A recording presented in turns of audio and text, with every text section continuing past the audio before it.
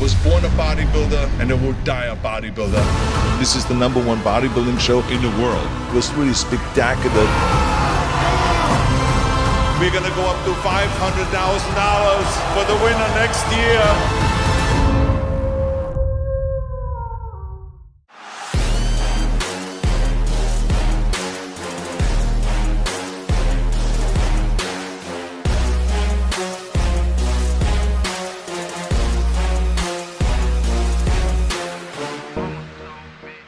Welcome to Fit Club Vegas, the ultimate fitness destination for visitors.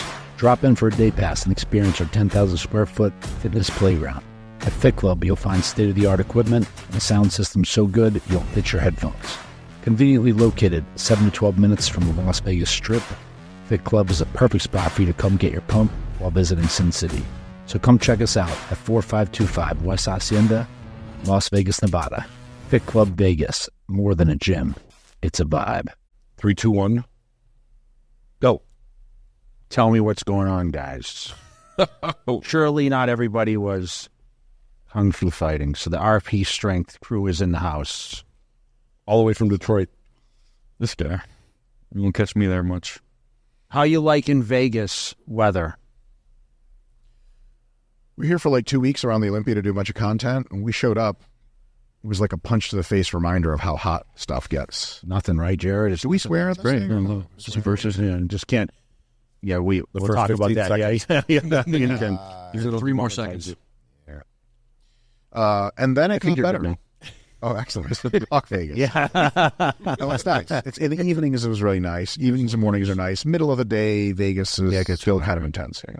I love it. How have you? Yeah, I know. Yeah, it's fucking. I've been here 22 years, and that's kind of the question. Like, everyone I asked, like, how do you like the weather? And people love it, or they're like, I can't believe how hot it is. I'm like, damn, you should have been here in July, August. Yeah, 120. Like, I think this is the hottest season we ever had here. No way. But, so the gym culture, what do you think about the gym culture here? Best in the world. New Mexico. Absolutely. Mecca, 100%. Hands down. Because you'll have other places in the world, like other cities, that have a few good gyms, pretty far apart. In Vegas, I mean, you have just juggernaut gyms down the street from each other. And tons of pros, tons of fit people, amazing equipment, all new stuff. I mean, the Dragon's Lair by itself is kind of a mecca. And then you have all these other gyms, Torture and Strip Barbell and LVACs, even just the Las Vegas Athletic Clubs for those who aren't from here. It's just like a regular like lifetime gym, 24-hour gym type situation. But they have like fields of machines and like, dude, Jared and I used to train at a few of the locations, ultra. You're a Sahara like every single day. Oh man, at the old super light stuff. Yeah, you just like, and even the EOS fitnesses here, like there's tons of them, and they're really good. They're really decked out. So just the number of fit people, the amount of clean food that's readily accessible. Like Asian food is undefeated, you know. And so if you're trying to get jacked, if you want tons of gyms around, and if you want a community of people that are into fitness, it's like, yeah, man, Vegas is really tough to beat. Did you make it up to Lift Factory? Did you ever? With all the Muriels all over the old school. Oh, you trained there. I've trained there. Yeah. Did you ever go there while you lived? I might have been there once a long time ago.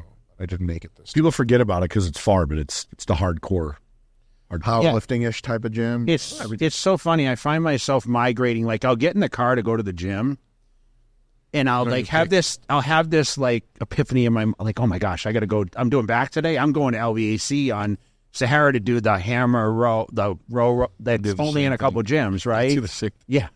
Or I want to do the high row. Or I just want to be alone, so I go to Kilo Club. You know? That's the most of the time my car drives towards.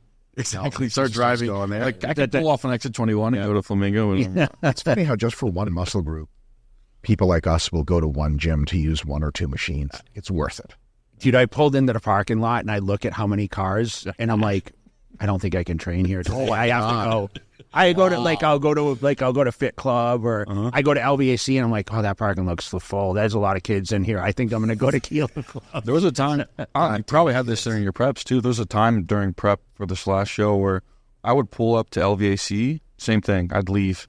Then I was like, all right, like, where can I go? I'd drive to Fit Club because I think it'd be not so packed at that time. I'd see the parking lot and be like, nope. And I would leave. It literally would take me 45 minutes just to get to a gym. That's when you know you're dedicated to what your task is in the gym. Sure. Which I feel like a lot of people, it's all show, no go, right? You guys are training guys. Yeah. I mean, we talk about equipment, we talk about movements. There's certain things that I'm sure you have superstition is like, I have to do this on certain days, right? I was like, I deadlifted every other week, which I want to ask you a question. Is deadlifts a bodybuilding movement?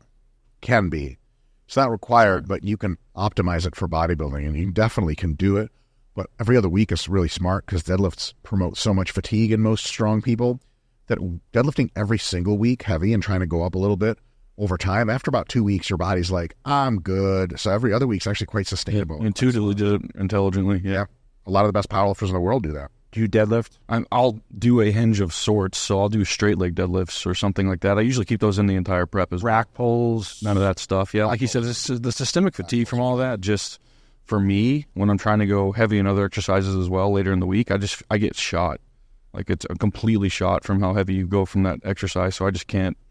I feel it works the whole body, though, and at my age, I find myself deadlifting more now than I ever did because I feel like it gives my body kind of a whole workout. And I like that feeling. And, you know, a lot of times now I'm like, I train 7 days a week, which you probably tell me that's not feasible. But I don't feel I train hard enough to be fatigued like you're talking about. Does that make sense? Yeah, totally. You can train 7 days a week if you got to really cook yourself. It's for here. Sure. Because after a day of like being in the office, he knows, or we come back and we travel. We'll travel 20 hours on a plane. And you see, dude, we're getting a meal and I'm going to the gym. And he's like, damn, like, really? It's great. No matter what time it is. And I felt like, this is an Arnold suggestion that it really helps with jet lag. And I don't know if there's truth to that. That's why I always try to train when I land too. If I don't, I'm done. I'm done for the day. So you guys obviously explain what RP strength is, and how did you two meet? Or do we not want to know this story? I mean, 2024, it's all good. Depends on what podcast you've been or seen. We've met in many different ways and many times. Okay, tell us today's story. What's today's story? We just heard from someone the other day said, what do you say? He goes, I just make it up every time. Yeah, so no bullshit here. Come on, how'd you guys meet? Do you mean all bullshit? No, like all bullshit. Natural, so you remember the day, the time, the date? You know, it was when the magic happened. Yeah, I remember how my app Craig's just looking for a roommate. Is it in your calendar? Yeah. Like screenshot of the Grinder app. RP Strength or how we met first? What do you want? So RP Strength is a company. It's also known as Renaissance Periodization for those people who want difficult words can't spell. It's a company that we both work for. I co-founded it with a co-founder, Mr. Nick Shaw, and we primarily are a software company. We make a training app and a diet app, and we have a team of coaches, and we put out a lot of books, and we do YouTube content and all kinds of social media. We basically just try to get folks out there who are interested to learn about how to apply science to their training and diet, and then we give them digital tools like apps to be able to apply that super well. Yeah. Yeah, for the longest time, it started off with like templates, and that's around when he was my professor, so how we met. I was a community advisor, you know what that is, for a university, like a resident assistant. Okay. Same shit. You're the one that tattled on everybody. I was in control of the floor. I would actually do the opposite. Stop drinking, or I got to bring public safety over here. Central Missouri. University of Central Missouri. Yeah. Okay. Yeah, so I had to come to university 2 weeks early every year for training, like Alice training and all that shit. And then he was coming in as a professor, which I had already known about because his professor for his PhD was Dr. Stone, who was a renowned sports physiologist, sports scientist in my field of study, which I was very, very interested in. So when I learned that he was coming, I was like, oh shit, I actually just read his PhD, which is kind of cool. And I met him in the gym basically day 2 or 3 of me being at my little CA crap I had to do prior to the semester starting. And I walked up to him and I was like, hey, I know who you are. I'm Jared. I had just started a scientific training and dieting association. This is the best part. Yeah. I lifted up my top hat. Yeah. His monocle. He took his monocle off. Get out of here, kid. Yeah. So I put a cigarette out. Scurried away because This was all in the gym. Too rich. Yeah, he's too rich for my bullshit. He almost got his poor person dust on me. I was like, oh, kid. Yeah, it happened. really. And then, so he ended up being my advisor for my group for the Scientific Training and Dieting Association that I had just started, and he was my professor for those first 3 semesters that he was there. And then I had to deal with this bullshit ever since. After I was his professor, we became friends, and then he became friendly. fake friends. And then eventually we realized that we could use Jared for help with writing books and coaching and all that stuff.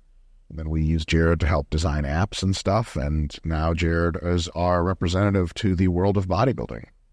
What year was this? 2012, 2013. Well, it's quite a while. 2014-ish was when we really got kicking. Oh, when we did RP stuff. I think 13 was the first semester. So it's been around for 10 plus years. RP's been around for 12 years now, I think. Okay. What was your dissertation on? It was in studying what's considered a large sample size in sports science, 88 Division I athletes, baseball, men's soccer, women's soccer, and women's volleyball.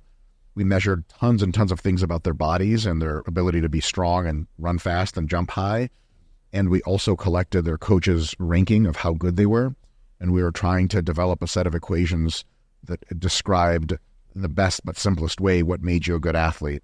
It was kind of dope. Turns out being more muscular and lean predicts running speed and jump height incredibly well at that level. And among many other findings, it also predicts how good of an athlete you're going to be based on your coach's rank. And so this is a really cool piece of research to kind of show to coaches, because a lot of times coaches in the strength and conditioning world are a little skeptical of you're going to train my athletes how? You're going to tell them to eat different foods? Just don't break them. When you show them that the athletes that are the most muscular and the leanest just simply outperform everyone else on average, they're kind of like, all right, that's just kind of cool. Because in a D1 college setting, everyone's kind of muscular and lean by normal standards. So sometimes it's hard to tell the gradations, because there's always that one athlete that is amazing but looks like a piece of shit, and then a couple of athletes that just have ripped abs and they're jacked, but they just have fucking butterfingers, just can't move. And so coaches will sometimes overvalue that kind of outlier effect, and they'll be like, I don't know about muscle and leanness in sports. And you show them the metadata collected on everyone, and it's look, on average, it's better for athletes to be leaner and more jacked. And when they think about it, they go, okay, how do we do that? We go, well, here's the weight training plan and the diet. You give it to them. After a few months, few years, their athletes get a lot better. Then they're fully bought in. And so there wasn't that much research beforehand on we know that theoretically getting jacked and lean helps you play sports better. But what about real data with real athletes? And we got that. It was really cool. His stumbling upon that was kind of my passion for this disdain that I had already had for coaches, sport coaches, because I was already working with athletes at that point at the university, and they are all the same. They're all, don't hurt my boys in the gym, or, the answer to me. They get better here. Trust me. So how do you explain Pat Mahomes? He got criticized because his physique wasn't so put together, and he's very incredible athlete, right? I mean, they say Tom Brady's an even more extreme example. Yeah, 100%. I mean, so for quarterbacks, it's a slightly different thing, because your number one job as a quarterback is to create a rapid calculus of people's positions and velocities to where you're going to expect them to be, see the field really clearly, and have a ball. A lot of core strength. Not even, bro, just a fucking arm. Okay. Not even quarterbacks, when they say you got an arm, doesn't mean you're the strongest. Bro. You take Brian Shaw's arm and you put it onto a quarterback's body, it's not going to throw any better, because the limiting factor isn't strength already. It's just technique. It's just where to put it. And so quarterbacks have a very high technique skill set profession. The number one reason for them to weight train is it makes them a little bit faster when they're doing cutting and moving, which can help if you're a running quarterback, especially, or you're trying to catch a couple extra seconds on the rush. Yeah. But the number one reason to train quarterbacks with hardcore lifting is they become significantly less fragile. Resilient, that's it. Everyone else on the other side of that play wants to break you into fucking pieces. Like Mr. Potato Head, you hit him and the eyes pop out and everything. That's the ideal. And so if you're a quarterback and you train with weights, you're resilient. Now, if you happen to not train with weights super hardcore, and you happen to be like Tom Brady or something, the reason he catches our eye is because he's exceptional and because it's such a high technique, high skill thing. But if you look at all of the quarterbacks that play American football, and you compare NFL quarterbacks to D1 quarterbacks to D2, D3, D4, NAIA, and then high school, at every single level, the quarterbacks that are better are taller, broader, stronger, faster, and more jacked and more lean, straight up. So we have to look at averages instead of exceptions. Ronnie Coleman, with all 1,000% due respect, and I can say this easily because I'm the worst poser that has ever stepped on a bodybuilding stage. Could you could you say Ronnie Coleman was one of the best to ever do posing? You'd be like, oh, fuck no, man. Like, he technically couldn't really hit a side tricep. And if you were telling a young guy at the gym who was talking to you, and he was like just trying to collect tips on how to be good, and you were like, really, really practice your posing, he would have been like, Ronnie didn't have amazing posing and he won 8 Mr. Olympias. How many have you won? You'd be like, kid, don't use exceptions as rules. That's fucking stupid. So for Patrick Mahomes and a few other folks, they're exceptions, not rules. You guys ever met someone in real life like Gronkowski and shit like that? These are fucking monsters. People. They're so tall and so broad. Their hands are super big.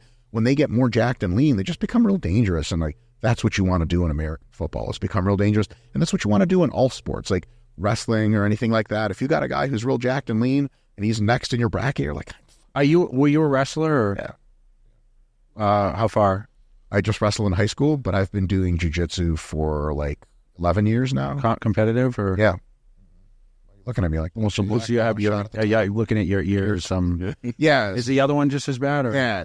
It's just about a block and BJJ. You're like a guy that I look at, and if you cut me off in the street, I jump out of the car. And you get back in. Yeah, I'd say, no, fucking not. I look at your ears and see, oh no. It's like Mark. It's like Marco, right? It's like Miss Bikini Olympia, her husband's professor. Yeah. In jiu-jitsu. He's got. Yeah, you don't want to. That's why he got a visa to come here to teach. But they're the family. Oh, so nice. So they're the calmest people though, because it's like you're so just dialed on. Like, this is I can kill somebody, right? Oh yeah. And also you the whole point of mixed martial arts is to humble yourself, because you have to lose.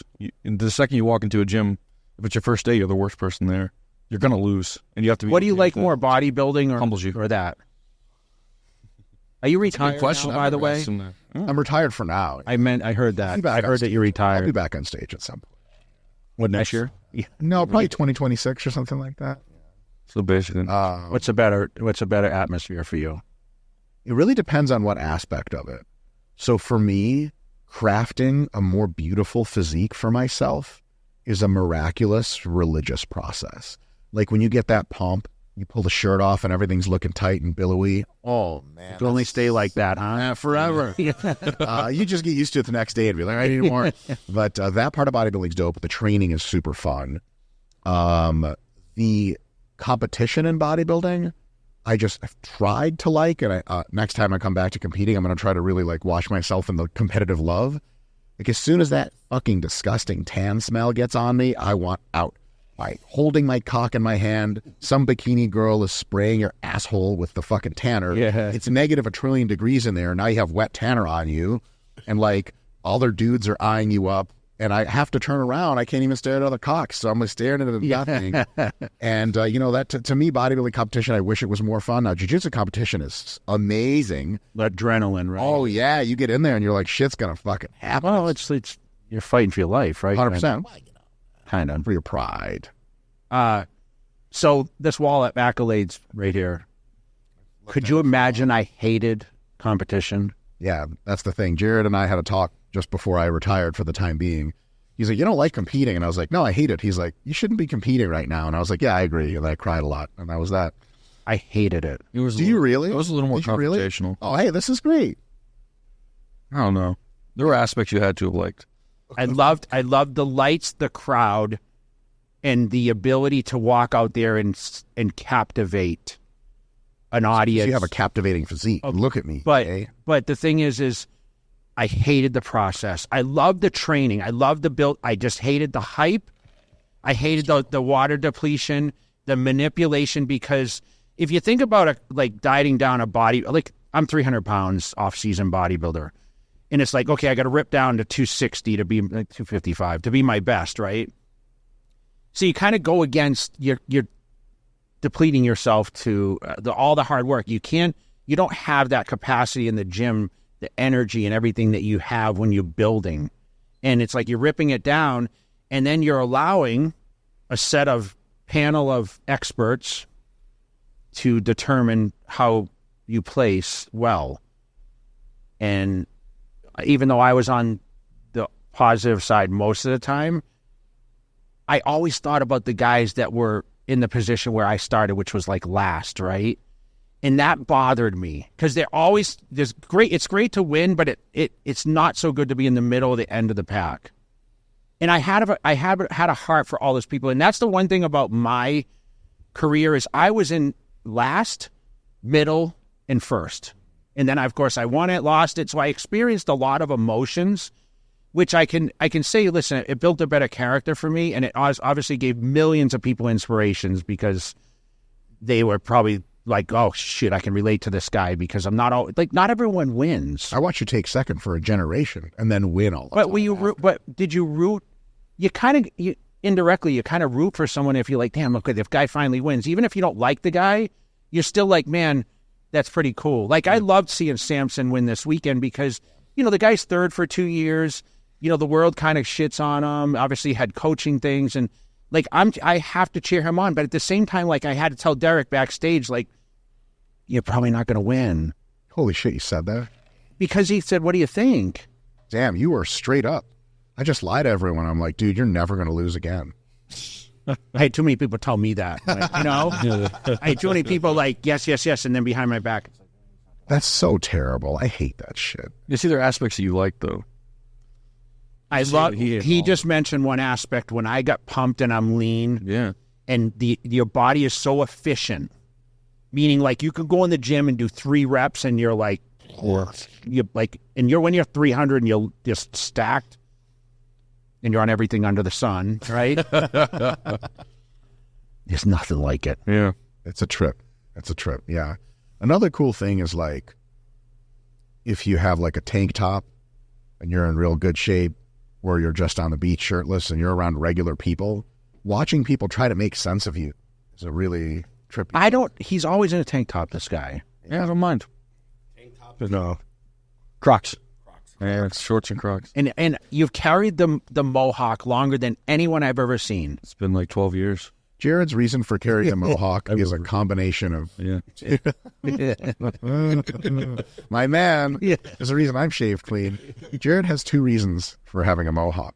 1, he thought it was neat a long time ago.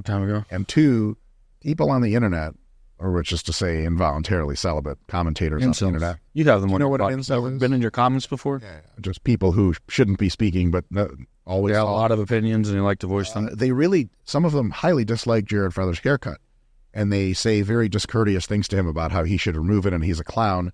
And so out of sheer endless spite, Jared never continues to have... going. How old are you? I'll fucking paint it on there when it's gone. 31. I wonder at my age, 51... Mm-hmm. Do you think you'll still have a mohawk? The Scott Stevenson? Do you know who that is? Yeah, I guess so. Yeah. Scott Stevenson. I just hope it's not. I hope it's not a feather of hair right here because I see that too much. And you start balding, there's no proof I'm bald, but when you start balding, are you going to go to Turkey to have him put a little dot right? Yes. Just Matt, I was going to make the same joke. I was going to be like, Jared's going to go to Turkey, and they'll be like, okay, so how do you usually wear hair? Like mohawk. They're like, what? Like just put it on my head. Just put a little square right here. They start putting it up here. Like, no, not this crap. Just right here. All right. Yeah. It's genius marketing. Exactly. It's an algorithm boost for our YouTube channel. I am literally the reason we have 2.5 million YouTube subscribers. I thought there was more than that. 2.7, I don't know. 2.74. Had nothing to do with Mike and his dick jokes. It's this. It's the hair. Tell me what's made you guys so explosive? Is it the authenticity of what you do and say, or is it the controversial? Mike loves bragging on himself, but I'll do it for him. He loves it. He'll do it can't have forever. Him do anything he loves. So I know, but people listen to you, Mike. People listen to you. It's weird, right? It's digestible, educational content. Do you have an explanation? Do you feel like, do you ever like circle back and replay some of your tapes?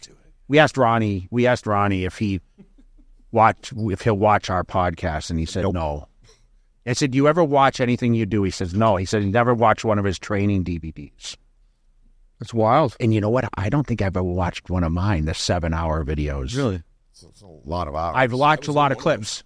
The YouTube one's the big. What was it? Bigger. It was in Living Large. Living Large. That was I was in that one. That was bodybuilding.com. Yeah, you probably saw me for the first time on bodybuilding.com. Yeah. Well, I saw you for the first time because somebody compared me to you in high school football. Okay. Yeah, our I mean, the football player, Jay Cutler? no, he compared me to. That's what I thought because he said Jared Feather has calves like Jay Cutler, but he was a bodybuilding fan. I didn't know who you were. I didn't know shit about bodybuilding yet.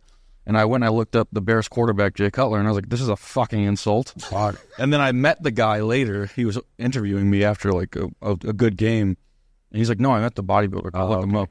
And then I like fell in love with bodybuilding after that. So actually, big You reason. should tell him what happened when the Bears would fucking shit the bed. Oh my The gosh. emails he would get. Oh, I don't know. So Twitter was really the only platform. So to circle back, like Cutler got drafted from Vanderbilt in 2006. Around the time I won the Olympia in 06. So people were going to jcutler.com or searching Jay Cutler. I was coming up, so I'd get fan mail, hate, like whatever. I didn't get hate mail yet because if you remember, he went to the Broncos for like 15 minutes, and then the Bears, they traded him, right? So. But he didn't perform well, even though he's the highest paid. And listen, I'm a huge fan of anyone that has that much talent. I thought you were going to say anyone that has my name. Yeah, but I think for him, he didn't mesh, right? Sometimes it's about a quarterback being leader and meshing, and it's not about your talent always. Game they run. Yes. So for me, I had the Twitter account, which was the most popular at the time. It was prior to really the explosive side of YouTube and Instagram. And they would ESPN would tag me at Mr. O.J. Cutler. And I mean, it was nonstop. But eventually ESPN, like Sports Illustrated, reached out. They did a comparison, how we grew up, small town, that, this and that. And he actually personally reached out to me about his podcast, a couple of years ago. We had a situation with a TV show. Yeah. They had to go to, I wanted to go to Australia to film where you had to be like an astronaut or something. They wanted to put you through all the training to become an astronaut. And they were going to take them up and whatnot. And before they get on the call, I said, you have the right Jay Cutler, right? Oh, no. Not the wrong one. They're like, yes. So I get on the call, and I had this long call to producers, and at the very end, we're like, we're such a big fan of sports and football players. And I'm like, Oh my God. do you realize this isn't? The lady's like, there's two? I went, oh my God. said a whole interview. Do your job. People, do your job. Of course. But he was just like, I'm not going to Australia for 6 weeks. You know what's funny, though, is he always says to me, hey, this major contact is reaching out. They want to book you. I said, are you sure it's... Always. Are you sure it's the right one? Because Cutler went to media. He had a reality show with the girl. So you probably still have to do that then. Oh, yeah, all the time. Oh, yeah. But I still get messages because he's a diabetic, type 1. So I get a lot of diabetes inquiries. When people reach out, well, we know he's a diabetic. I'm like, right away, you got the wrong... yes. So I'll pass you to his email. So talk a little bit about the training. You do these...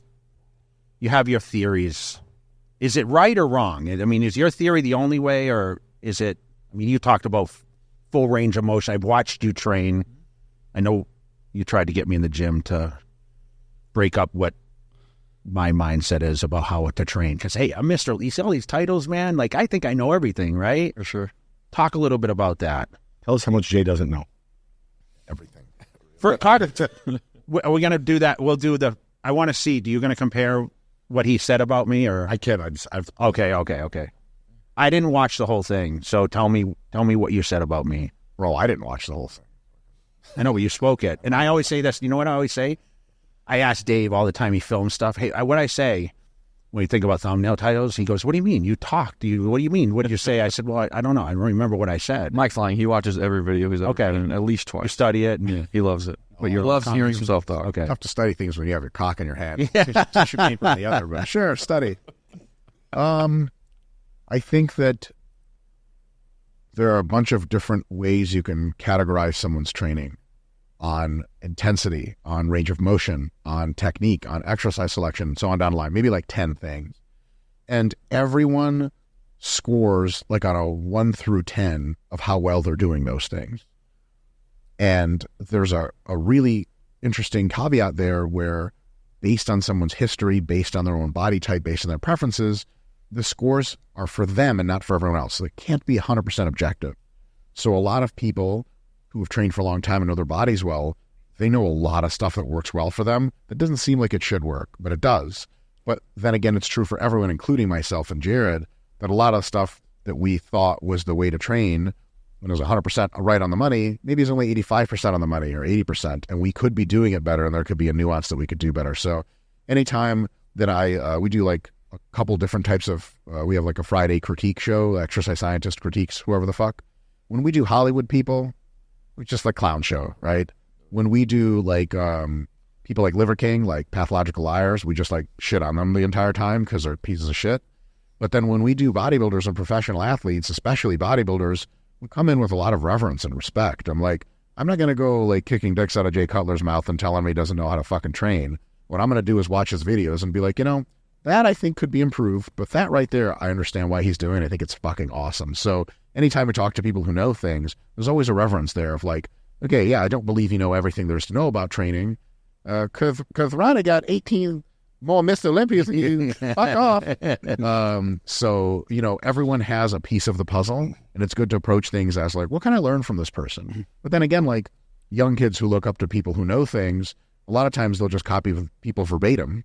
And then they're like, yeah, man, it worked for fucking Dorian. Like, okay, but you're not Dorian. And Jay Cutler was, no offense, bigger and more jacked than Dorian.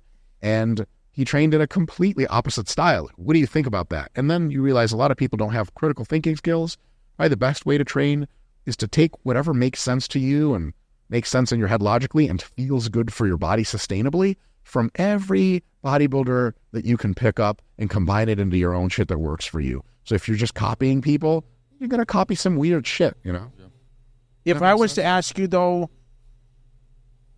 is there anyone out there that you look at and you kind of looked at their training approach that you admire the most? I'm asking for bodybuilding because we have a huge bodybuilding audience. Yeah. Current guys? Anyone. I'm just anyone. Just give me a couple names. John Jewett currently is a fucking stud. I watch his shit and I'm like, if I was making critiques, they would be so marginal. Justin Shire. How does he say it? Shear? Is it Shear? Shear, yeah. Justin Shire is phenomenal. Just total intent, meticulous concentration on technique. Really stretching and sweet. I saw contracting and all that other stuff. Those guys are studs. He's a dark horse, that guy. He's going to do really well. I mean, his waist, his lines are just completely incredible. So there's guys like that and a few other folks. I mean, Jared is like Mr. Technique here. But, and everyone else is like, there's a scale of kind of like, oh, that's really good, all the way down to like, this thing, ups and downs, all the way down to like, is this person doing this as a joke to try to like get as many people hurt that watch him as possible? Like when you're coming in there just like, let's fucking move weight, you're like, really, man? Like, to those of us who have been injured in the gym before, like, you're really going to stake your whole bodybuilding career on fuckery and like lifting way more weight than you have to and all the shit? This, like, when you're calling people out, it's important to try to remain unbiased and respectful. But at some point, you got to be like, look, that's kind of fucking wrong. And imagine if you were dealing with a genetic freak bodybuilder who was like, I don't really diet. I just have striated glutes year round. I don't pull water for the show. I don't really train for a few weeks up until the show anyway. I'm quite tired. And then someone's like, yeah, man, that's how you become a champion. You'd be like, that is not how you become a champion. Like, that's just fucking weird. So with a lot of champion bodybuilders, they end up succeeding because of a lot of the good stuff. Genetics, hard work, years of hard work. Genetics and drugs are like 90% of the thing, as long as you don't get hurt. And then the problem with getting hurt is something called survivorship bias in science, where if you only interviewed World War II veterans that came back, you'd be like, no one's ever died in World War II. You'd be like, yeah, all the dead guys can't talk to you. And when you look at bodybuilding champions that are on the Olympia stage in any given year, all the guys that try to do a little bit too much of the fucking herky-jerky, pretending they were Dorian in 92, they're fucking broken in half and they're not on the stage. And you're like, see, it fucking works for them. Like, what about that one guy who used to be at our gym who broke into pieces? Like, yeah, but he was never a champion. He's never a champion because he trained like a fucking idiot. So you gotta use some skepticism, but not cynicism. Not like all these juiced up bros, they don't know shit, they're all fucking dumb. Like, that's absolutely not. What about tempo? I mean, Jared, you're a tempo guy, right? So when I talk about explosive and coming out of the hole, it's great. Yeah, but I feel like you're more controlled. Out of the hole? No, not necessarily. So we have a lot of data now that basically suggests that really focusing on the eccentric portion of the lift is super advantageous to grow muscle. Like, it's amazing. But we've always kind of said, control the eccentric, lean into the deep stretch, make it painful as fuck. Like, that's why we're all there. Like, get that good pump. We're kind of all masochistic at some level. So if you really lean into that stretch and you have a forceful concentric, that's an amazing way to train. Is that trigger Absolutely. different type fibers, Mike? Is there? Can you actually tap into fiber types with your tempo? It's been very difficult to get any kind of research to show that you can isolate some fiber types versus others. Yeah. Your body tends to work more or less as an integrated whole. I will say any tempo on the eccentric, how quickly you lower the weight, works roughly identically for hypertrophy, anywhere between 1 second and as long as 6 seconds on the eccentric. Depending on the load, right? Exactly. Or like you just do fewer reps because each rep takes longer. However, there's two things to say about that. One, if you're just not controlling it at all, that's not going to grow you as much muscle. So if you take a bench and you go, ugh, and then you squeeze it up and you go, ugh. Like how you said you feel every rep that you're doing, your eccentrics are 1 to 2 seconds. They were great. But I don't know anyone in their right mind that doesn't control some sort of an eccentric motion. You ever Have been you watched to Branch train? fucking Branch Warren? Or Johnny? I call that real sloppy, so I guess I'd have to analyze it. We'd have to get you to sit in front of a Branch video. And we love Branch. Yeah, no, Branch is great. But no one can train like Branch. Branch is a spirit animal. Exactly. He's the guy that How is he 40? And he's never got hurt in the gym. That's what he said. How falling? What do you think Branch feels like when he wakes up in the morning? He says he feels good. I mean, like, he's just, look, when you're fucking, I'll say this as best Survivorship bias. It's when you're country enough and white enough and from Texas enough, you can just do shit other people can't. You could probably shoot a fucking explosive shell at Branch and you'd be like, let's self that. And you'd be like, I think, fuck, he's not even dead. one of the two of the biggest aspects in this sport that people don't fucking pay attention to is that genetics. When people say genetics, they kind of know what they're talking about, but they're pertaining to like the shape of the person and like how well they could grow muscle. But injury resilience and how well you handle the drugs in this sport are way more fucking important than anything. And if you have injury resilience in this sport, you're going to go really far. If you can handle the farm, you have injury resilience, and you were born West African, you're going to be fucking amazing. But don't you think that injury is that fatigue? Is it improper form? I can tell you. I mean, I tore my bicep off my shoulder, upper bicep, which is, they call it an old person's tear. Kicking dumbbells up to, in a photo shoot, not the heaviest weight I've ever done, but just, I've done it. How many times? You were shredded, right? I was shredded, but I was 3 weeks out. I still had some cushion, but I was 37, 38. Yeah, 37. Is that just years and years? Because listen, I'm the best therapy guy ever. I did tissue work, I did stretching, I did it all. I had great flexibility in my shoulders. How do you explain something like that? Fatigue is a good start. Fatigue is a good start. So there's an interesting thing about injury is by its very nature stochastic, which means it's really random. Like, you just get hurt doing weird shit and you're like, what the fuck? So if injury was completely predictable, the rates of injury would be much lower, and you could be like, that guy got injured because of X, Y, Z. However, there are things that can raise or lower the probability of you getting hurt. Fatigue management is one of them. Another one of them is how strong you got, how fast you got strong. Like, there's two ways to end a prep. One way is you end a prep and you go into like a health phase with lower gear, you start training a little bit again, then you slowly ramp it up. The other way to finish a prep is to finish super depleted, having lost a ton of muscle, and you end a prep and you're pissed, so you start eating anadrols like candy, and then you're 40 pounds heavier in 3 weeks and the strongest you've ever been. Yeah, your tendons are not caught up yet, so you get fucked up. The other one is like really terrible technique, is objectively going to make you hurt more likely than if you have good technique. But all of those are just probabilistic. So like if let's say you have a single guy friend and someone's like, oh, like what kind of girl is he interested in? There's no way to guarantee he's going to be 100% interested in a girl. But if you make her hotter, more promiscuous, hotter, bigger lips, more promiscuous, really good at hand jobs, loves blowjobs, super promiscuous, really hot, big lips. Did I say enough? Jared loves this. Jared loves this. That, the probability goes up. But, she could get to the dinner and the guy's like, she was a brunette and I didn't like that. You're like, fuck me, man. We got to do everything for you. So all you could do in injury is stack the deck in your favor to not get hurt. And you can still get hurt. However, if someone does everything perfectly and still gets hurt, like imagine being one of the cops, early officers, to get to a scene of a nasty like car wreck where someone's dead. And you see a guy like impaled with a fucking pole that fell off a truck in his Tesla. No offense. and he's got a seatbelt on still. Could you imagine if the cop was like, look, seatbelts don't save lives? He'd be like, it's not how it works. Yeah. Because luckily he's not shot out into the fucking street. So all you can do is do your best. You can still get hurt, but one of the ways of doing your best is proper fatigue management. One of the other ways of doing your best is not doing anything stupid in the gym that's ego-related. You ever have a training partner with you, and you're feeling it, and you're like, all right, let's go to the 90s, and let's fucking do the 110s. Like, does your muscle know the difference, Mike? Right. Not really if you go closer to failure, but also your muscle knows that 85, 90 it can handle, but 110, just a little bit different, and then boom, your pec is going. Especially that deep into prep, like you were. Joint integrity is a little lower as well. Tendon I know. What recoveries. I think it could be the drugs, though. 100%. The drugs really weaken the tendons of such. So you're just really strong, and they're not used to the force production that you're able to produce from the muscle. So it's just they don't have the same amount of recovery, the same amount of growing that a muscle does. Just tendons take a longer time to get stronger. Some drugs don't support tendon growth much. There's a little bit of data to suggest some drugs we can deprecate the tendon a little bit, like Tren and shit like that. What about like Winstrol? They always said Winstrol. So Winstrol has another effect where Winstrol dries you out a ton. And dry tissues are simply, on a physics perspective, more brittle. Yes. It's like if you get a metal super cooled, you can take a hammer to it, it just shatters. But if it's not, you'll never do that. So if you were like 4 weeks out and you're like, oh, I have this shoot, I was going to start Winstrol at 3, but I think I'm going to start it at 4.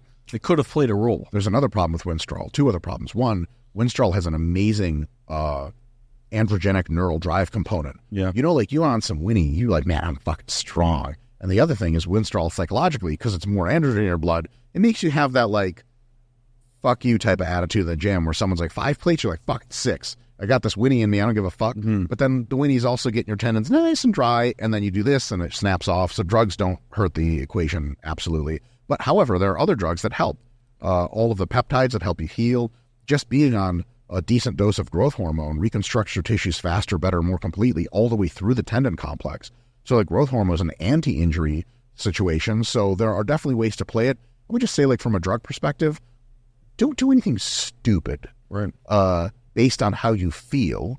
Do things that you think are a good idea. And the last thing I'll say about injury, and this is like a really, really big deal, the upside of choosing the 105s instead of the 100s is like difficult to even contextually phrase in science. Like, yes, it's heavier, but you did more reps. If you did the 100s but did 2 more reps, it would have been the identical hypertrophy stimulus. So it's not even, we're not even sure there's an upside. However, the downside of tearing your pec off the bone, remember Kevin Leverone's best physique? I mean, Kevin we can't rerun the universe, but if we did and he never tore his pec, I end up winning a few Olympias at least.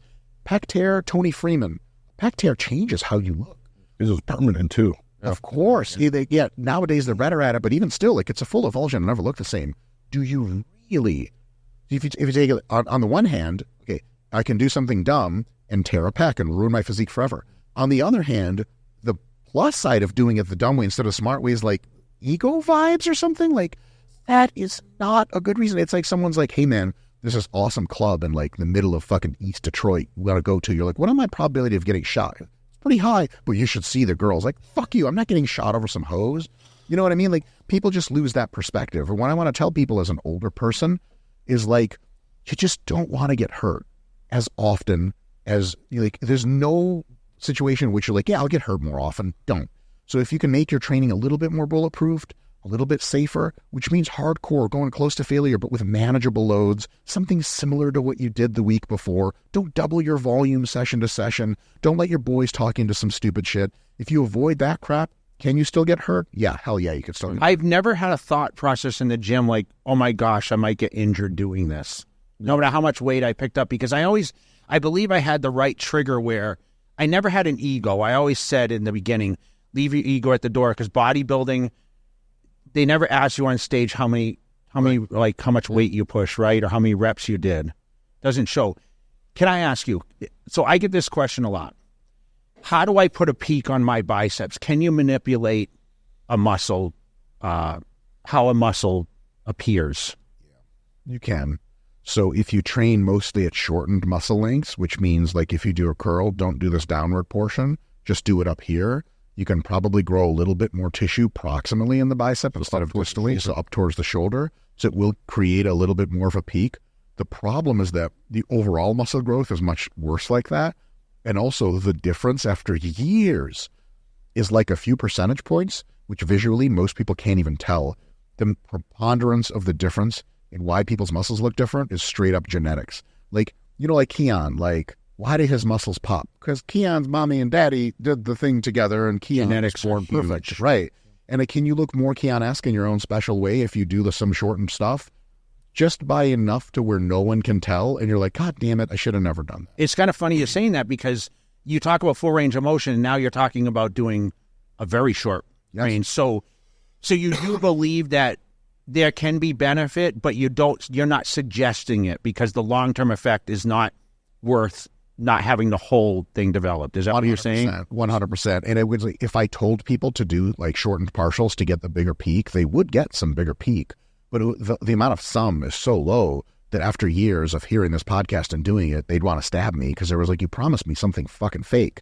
And we put them in an MRI, and we're like, actually, yeah, you do have 1/10 of a centimeter more growth here. And they're like, the whole bicep has less growth overall, so it's like you should have just made the whole thing bigger. Right. The number one thing you can do as a bodybuilder is try to make all of the muscles of your body, whichever ones you want in proportion to the others, just either bigger or smaller. That is 95% of the work. Shaping is, man. Can you manipulate fascia? Like, can you manipulate your IT bands? I think if you have a very, I want to say soft IT band, meaning like if you get that therapy and you get that band so it's not so tight, don't you think you can get much more expansive, like on the legs and that kind of? So this is more of a manual therapy thing, and honestly, most of that boils down to an individual's muscular tone, which is also kind of just like, so how lax or not your muscle always is. So you'll hear tightness, but that person just has like a high amount of muscular tone in that area. It's not a big deal.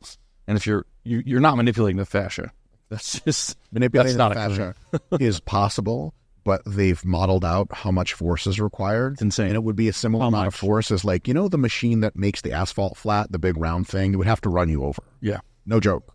Like, and by that point, your muscle just explodes. So my therapist dropping the table to the lowest position and getting in there and that thing rolling. Yeah. Feels nice. It just put you through some pain. Yeah. Geez, like, it doesn't feel nice, though. No, it's the worst. It's jumping off the table pain. But I'll tell you, I walk out of there feeling, is it just a temporary feeling? There's two things going on at least. Maybe three. One is you get some blood flow to the area when you traumatize it. Yeah, you have nice and right. Some recovery. Okay. I don't know if it fixes what he did, but maybe it'll that and then some, possibly. The other thing is there's a nervous system effect. The local nervous system that makes you tighter and feel more pain relaxes when you hurt the shit out of it. And then it's like, oh, I feel better, I feel free, I feel more relaxed. The last thing is you get 100% an endorphin rush when someone's hurting you. Then when you're walking out and they're no longer hurting you, you feel free as a bird, you feel amazing. Someone just beat the shit out of you for a while. I get the same feeling in Brazilian Jiu-Jitsu. I'm not trying to pretend that shit is good for my muscles. So unfortunately, manual therapy does not work based on the mechanisms most manual therapists will tell you. Right. But if you come out of there feeling better than when you went in, and overall it's not a fatiguing, annoying experience, it sounds really good. I will also say that massage's biggest benefits are psychological. They take your nervous system from a fight or flight state to a super relaxed state. But you don't have to go to a therapist for that. You can just go to a little piece of kind of Chinese part of Las Vegas. You know what I'm saying? You get into one of those joints. Yeah. Listen, hey, look, you made that. I wasn't saying they're touching Good God, what kind of places? Yeah. I'm like, you know, those women need a job. No, now I know why you're here. Care Care from it's not for Jane. You do right where they were. Oh, one way to make that long lasting though is to go like, you could do that to yourself. They have all these fancy tools now, massage gun, lacrosse balls. You can do the same thing your massage therapist did, and then do it between your sets in the gym. And that's how you create like a lasting effect as far as mobility or things of that nature go. Do you incorporate that? Oftentimes, yeah. So like if I have been doing a specific variation for too long and my joints start to feel a little weird, I might have to like rub my knees before a couple sets or shove like my thumb in my knee where the pain is. Oh, shove thumb. I thought that was going somewhere. In my ass, yeah. So I'll shove it in my knee for like 10 seconds. I'll do a set. I'll rub my knee again. I'll do a set. I'll rub my knee again. And by the time I do that 3 or 4 times, makes a difference. It's just called proprioceptive feedback.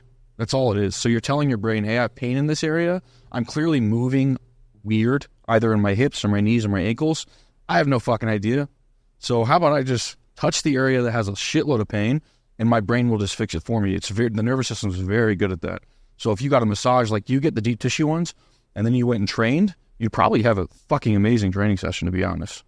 I always feel fatigued. I felt fatigued. I couldn't. I always did it on my days off, right? Yeah. Because it was painful. If you're not in pain doing it, I feel like the thing isn't working. I don't do it to relax and get tugged and other things, you know. How do you guys feel about like the newbie machines and stuff like that? Meh. I think if you're an advanced bodybuilder and you have a really hard time connecting with a particular muscle, them using that machine on you while you're training can be pretty goddamn good. Yeah. Jared's noticed that himself. It gets you more sore. I did a couple times. Yeah. I got really sore, Yeah, to us, the big problem with the newbie machine is it's kind of like if you get like a 5-year-old who knows how to drive his tricycle around the block and you put him in a formula car and you give him like instructions on how to turn, you're kind of wasting your fucking time because he has no idea what he's doing. So in the same way, when someone's doing really good technique and really connecting with their mind muscle and they're using the Nuvi, we're like, yeah, that guy needs it, you know, and he's in the best position to make use of it. But a lot of bodybuilders, no offense, have such dog shit technique that when they put the Nuvi on, it's like, you could have done 90% of this just by learning how to lift weights. I'm going to say this. It's going to be controversial. I don't give a fuck. A lot of bodybuilders, even jacked people, don't know how to lift weights. They just don't. They have the equivalent of like, if you see like a really athletic person playing tennis, no tennis coaching. Sometimes they can even get the ball across the net, sometimes even in the other court. They hit it hard, but every person who plays tennis will be like, he's holding the racket wrong. He's swinging the racket wrong. But you get a grandmother who's 65 who's taken like 4 months of professional tennis lessons. She sets up properly. She swings properly. She follows through. You're like, that lady's not good at tennis, but she knows how to play the game. A lot of bodybuilders don't know how to play the fucking game. They don't know how to lift weights properly. Something you almost never see in Olympic weightlifting. You almost never see it in powerlifting. You see it in bodybuilding a lot. And so for me, yeah, the Nuvi machine is fucking dope, but it's one of those things, it's like a special helmet for a Formula One driver. If you're driving a Ford Escort around town, it goes 80 miles an hour, don't buy the fucking helmet. But if you really try to optimize and you're at the top of the F1 circuit, it's time for a new helmet, and that's what the Nuvi thing is. So I've seen it work well with kind of like neurophysiological relearning for patients, like kind of what Andy did with that one guy. That was really cool. Helping them walk. Yeah. I've seen that in that setting a lot, which it works well. Let me ask you this. So you talk about the range of motion and being able to perform an exercise properly. There's a lot of pinched people. I say pinched, mean they have zero ability to extend. And what do you do? How do you manipulate these people? It's a really good question. A lot of it begins with just finding where they're at and gently moving their range deeper and deeper. So like if you start with a stiff-legged deadlift and you arch your back properly, and then you can only bend over like a third of the way, the bar barely touches your knees, we're doing sets of 8 like that. You'll get sore. It'll be great. Then every single time that we do that, at the bottom of each rep, we ask you to just go a little lower. And you're like, oh, fuck. After a few weeks, you're getting clearly below your knees. After a few months, you're touching the ground with the same technique. So it's really matter of load. It's stretching under load. With fascia stretching, though. The fascia is stretching, but also the entire musculotendinous complex is stretching. The fascia is super completely integrated into the muscle. It's very difficult to treat it as a standalone unit because there's all this other crap around it. A lot of components. They're all connected. So we just treat it as one musculotendinous unit. We want to make that entire thing more flexible over time. A lot of flexibility also is nervous system related. So people, when they're new to training or new to an exercise, they come in with tightness. And then as they relax and are able to perform and they warm up, they really loosen up. I didn't tell you guys to do this. I don't do this. I only do marijuana recreationally for fun. But a lot of guys say when they get high as fuck on weed, to go with a partner to supervise you. Your brain really allows you to be much more flexible, and then you can get into really crazy ranges of motion you never thought possible. Is that what the guys Newbang? That's just yeah, but I would smoke a joint and I'd want to go to bed. 100%. I'm not going to like I know there's so many strains now and everything else that this is for this and that, and it's like Pacific West Injury Law. Injured? Call 602-HURT. Car accident? Call 602-HURT. Our firm is dedicated to you and your recovery. I might take weed and I'm out. I would actually like, if someone's like, hey, because I know people that like will smoke or will take edibles and go to the gym. And they're like, oh, it's great. And I was like, if I did that, I would actually not even understand philosophically why I go to the gym. Yeah. I'm like, I love everyone as they are. I'd say, okay, why'd I come here? What am I doing here?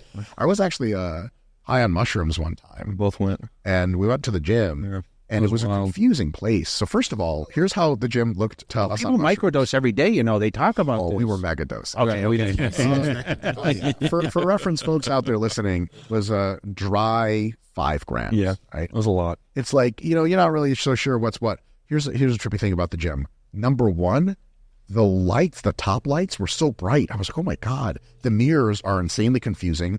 And then the other thing that really struck me, ego shit, bro. It's wild. Because normally you go into the gym and you know how motherfuckers will size you up. Not in a mean way. They're just like, you on mushrooms?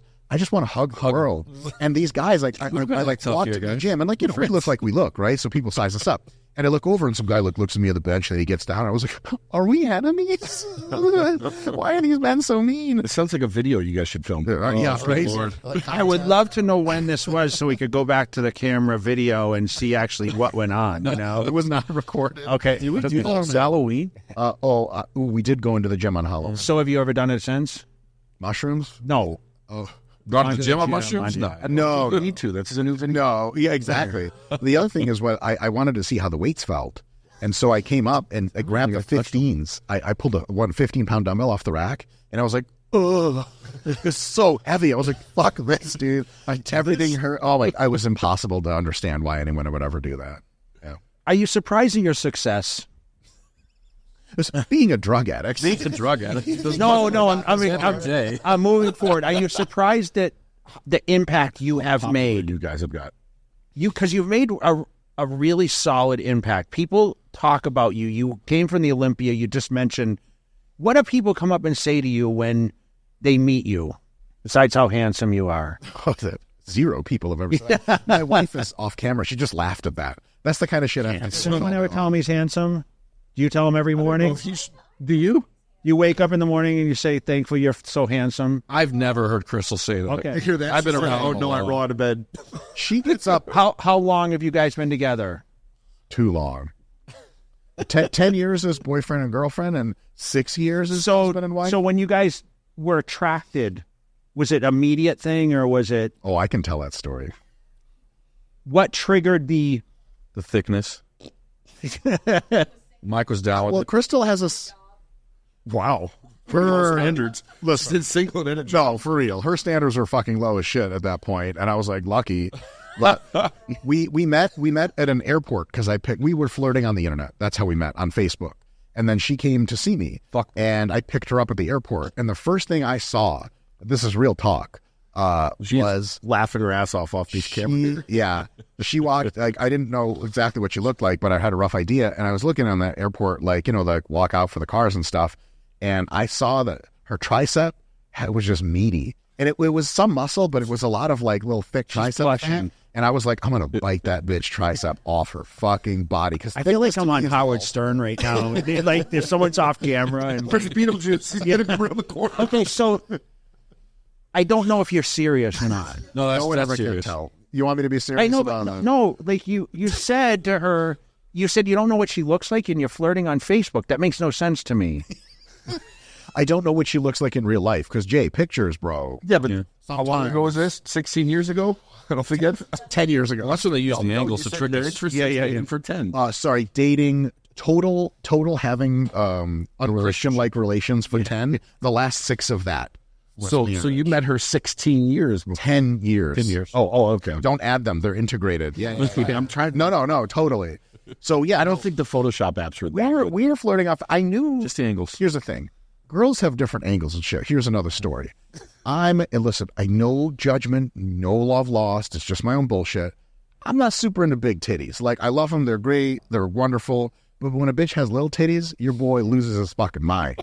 And in some of her pictures, she was wearing some old push-up bra type of bullshit. And I was like, ugh, bro, she has big tits. I don't need this in my life. She showed up with the little bittiest things. And I was like, bitch, you're going to fucking get it. And so, like, I didn't know she had that shit. So, you really seeing a person, Jerry, so you do this all the time. I've done this once. Uh-huh.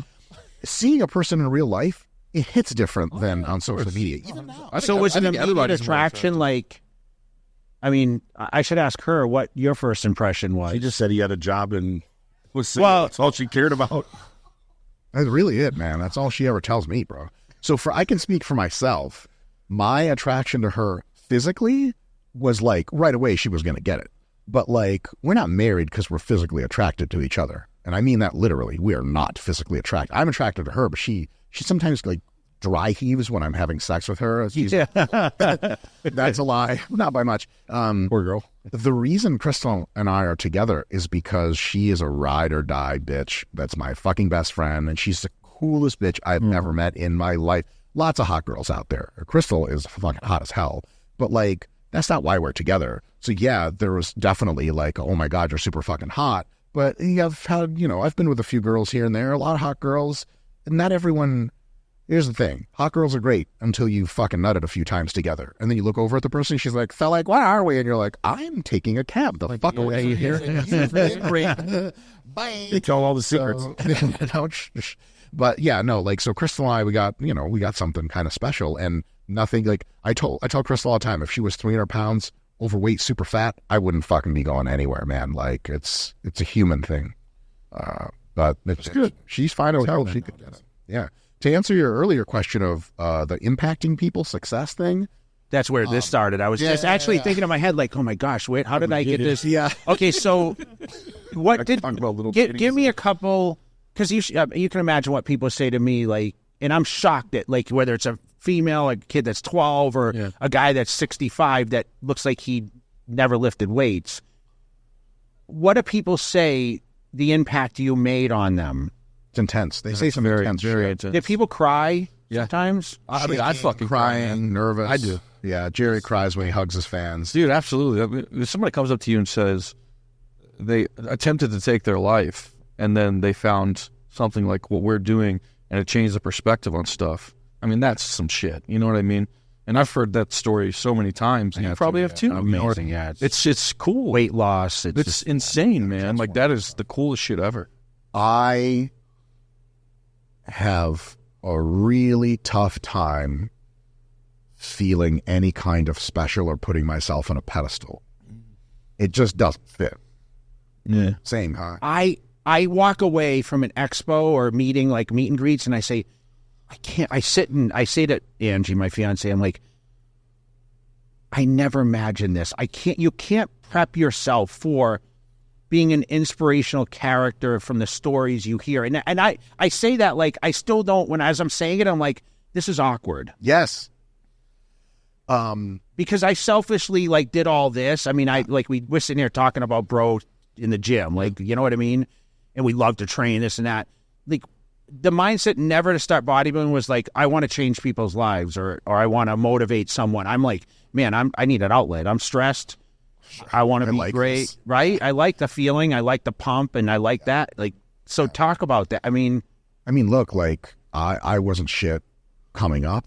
I wasn't shit when I was a kid. I was bad at school. I was bad at everything. Not a lot of people liked me. I didn't like myself a ton. And then I had a lot of ups and downs. But then, like, over the last 15 years or something, I just kept this kind of big exponential wave of people finding out that they seem to like how I talk or something, or I have things to say they're interested in. Like, when I, like, see a video here and there of myself, or I think, like, I'm pretty funny. I could laugh. I could giggle at that. Almost every single joke I'll ever make is because it's funny to me. I never joke for other people. I joke for myself. So, like, I can vibe with that. Like, I get why people think I'm funny. I'm funny every now and again.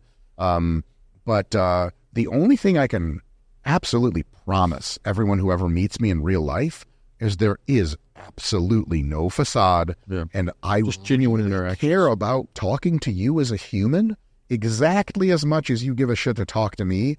I don't do that hierarchy shit. It just doesn't fit. When people are like, oh my God, I'm so nervous to talk to you. I'm like, trust me, I masturbate and with VR goggles on while my wife is sleeping in the next door in the bathroom by myself, pathetically. They're not even good nuts, fellas. Just, you just get it done and you're like, rub the cum off with a tissue and go to sleep and cry. That's what I do. I'm just a regular fucking dude. That's it. That's all I do. So none of this has change your perspective on how you navigate or how you speak or how your beliefs, because success can change people, Mike, right? That's what I hear. Here's the thing. I've heard success changes people, but I've also known people personally that have become successful, and some of them were really awesome before and really awesome after. Some of them were huge pieces of shit before. Do you think it stems like you're what you are from the get-go? Honestly, Jeff, I'm absolutely not qualified to answer that question. I have an good answer. One of my success. I see Jerry. I see some friends that are successful around. For the most part, it looks like we're just about the same people as before.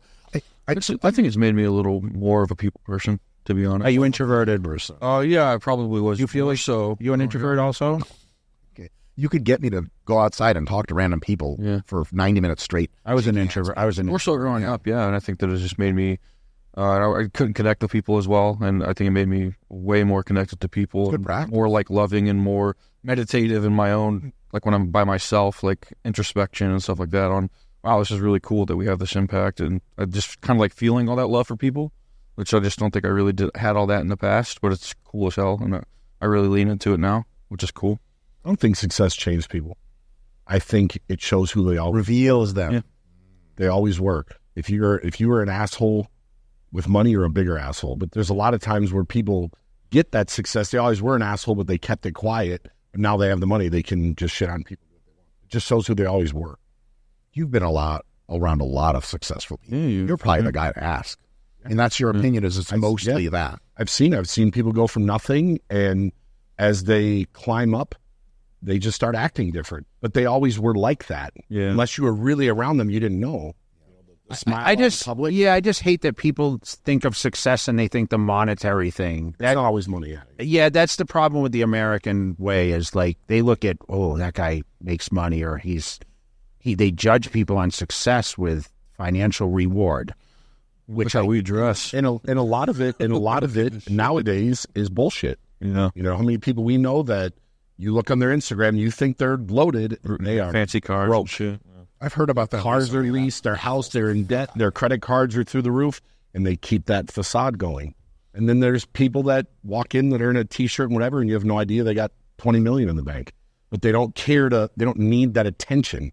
They'd rather just quietly go amongst their life. Yeah. Who helps you dictate what content? Like, do you leave this Olympia and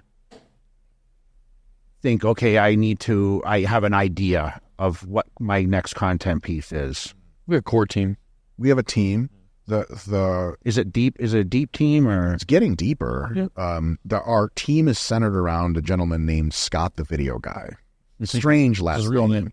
Video guy. Scott is an audio engineer by training, and So he's better than me. Just the thing you told me you were first 3 days on the job at. Yes.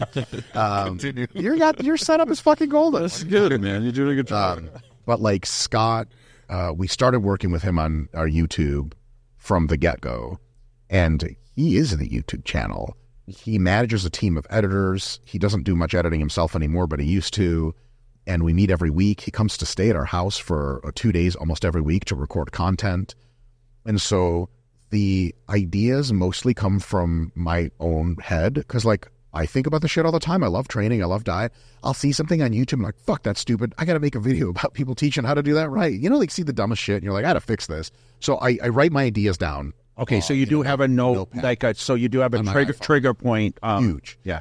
Then the next phase is Scott and I will go through those ideas, and he has developed both an information-based and an intuitive-based system for what fucks and doesn't fuck. Like what's going to get more views. Because if we want to help the most people in this world, by definition, the more people that view the videos, the more people you can help and educate and all this stuff. So some of the stuff that comes up in my head is like esoteric, weird nerd shit nobody gives a fuck about. But the stuff that Scott can relate to and the stuff he knows does well on our channel is like a much shorter list. And so that filtering process, most of the video ideas don't make it through. Some do. And then sometimes Scott will do like data analytics on our own YouTube, like which shorts do the best. And he's like, people seem to be interested in lat pull downs. Let's make a video about lat pull downs. What do you have to say about that? And I was like, oh, I got a lot. I'm a chest and arms. My YouTube is chest and arm videos always before. Yeah, and better. everything goes through phases. So like glutes were huge. Like let's say 2 years ago, everybody was like, ooh, this glute guy. So we did a bunch of glute videos. And then recently it's kind of like, eh.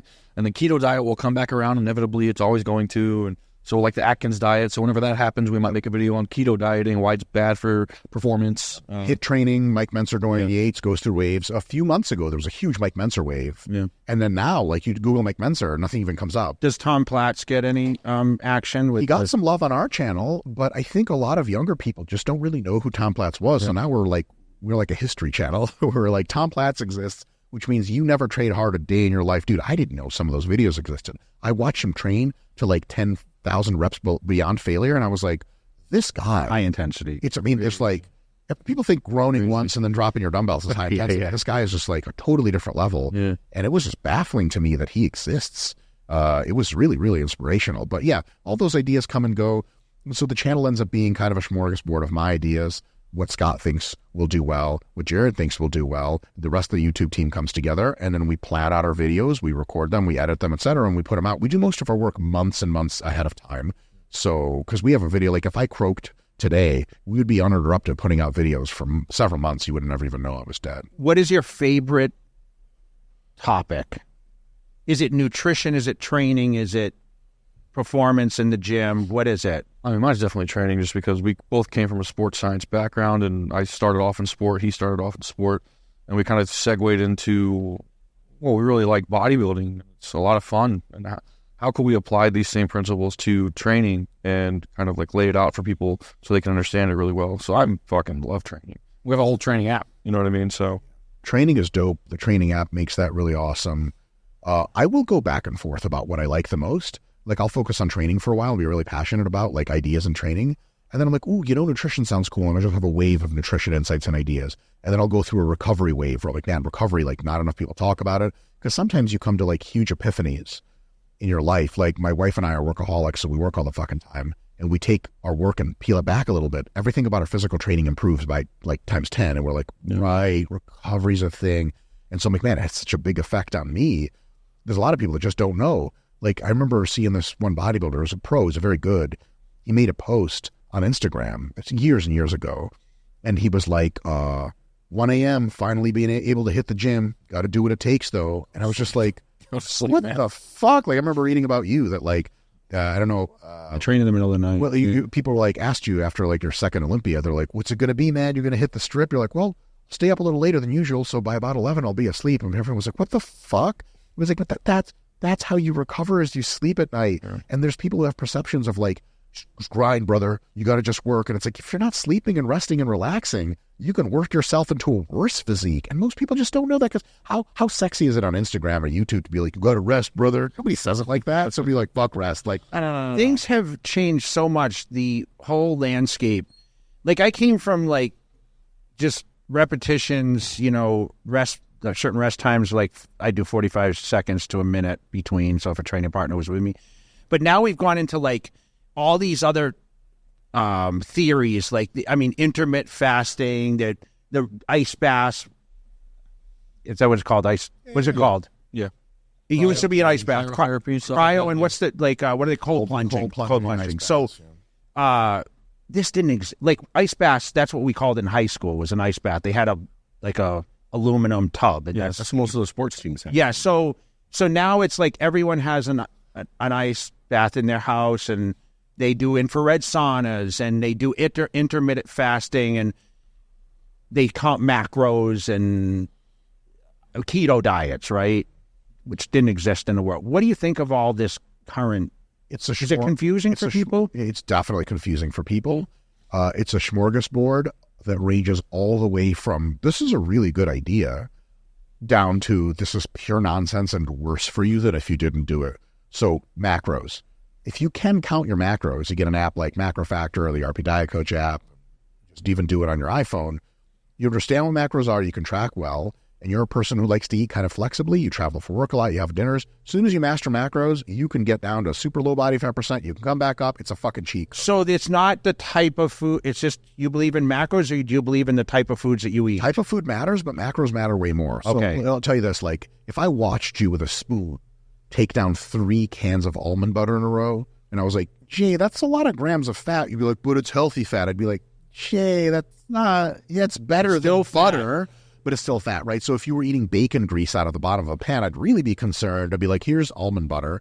But ideally, just stop eating 900 grams of fat per day and you'll be much better. So it's kind of like, what's more important in a car for it to be fast? A fucking V12 engine or like a computer control system? Like, nothing beats a V12, man. And when you have a V12, that's like having macros. Efficiency, but a V12 in a Honda Civic doesn't make it a Lambo, and it'll be fast, but not Lambo fast. You want a Lambo, you have to have all the finer points, and that's where food quality, choosing rice versus pasta versus this and that, that's where that matters. But like, it'd be crazy to tell regular people out in the world. Imagine someone eating like some fish and white rice, and you come up to them and you're like, fucking should be brown rice, bro. You're just getting yourself diabetes. Like, shut up. That's not how that works.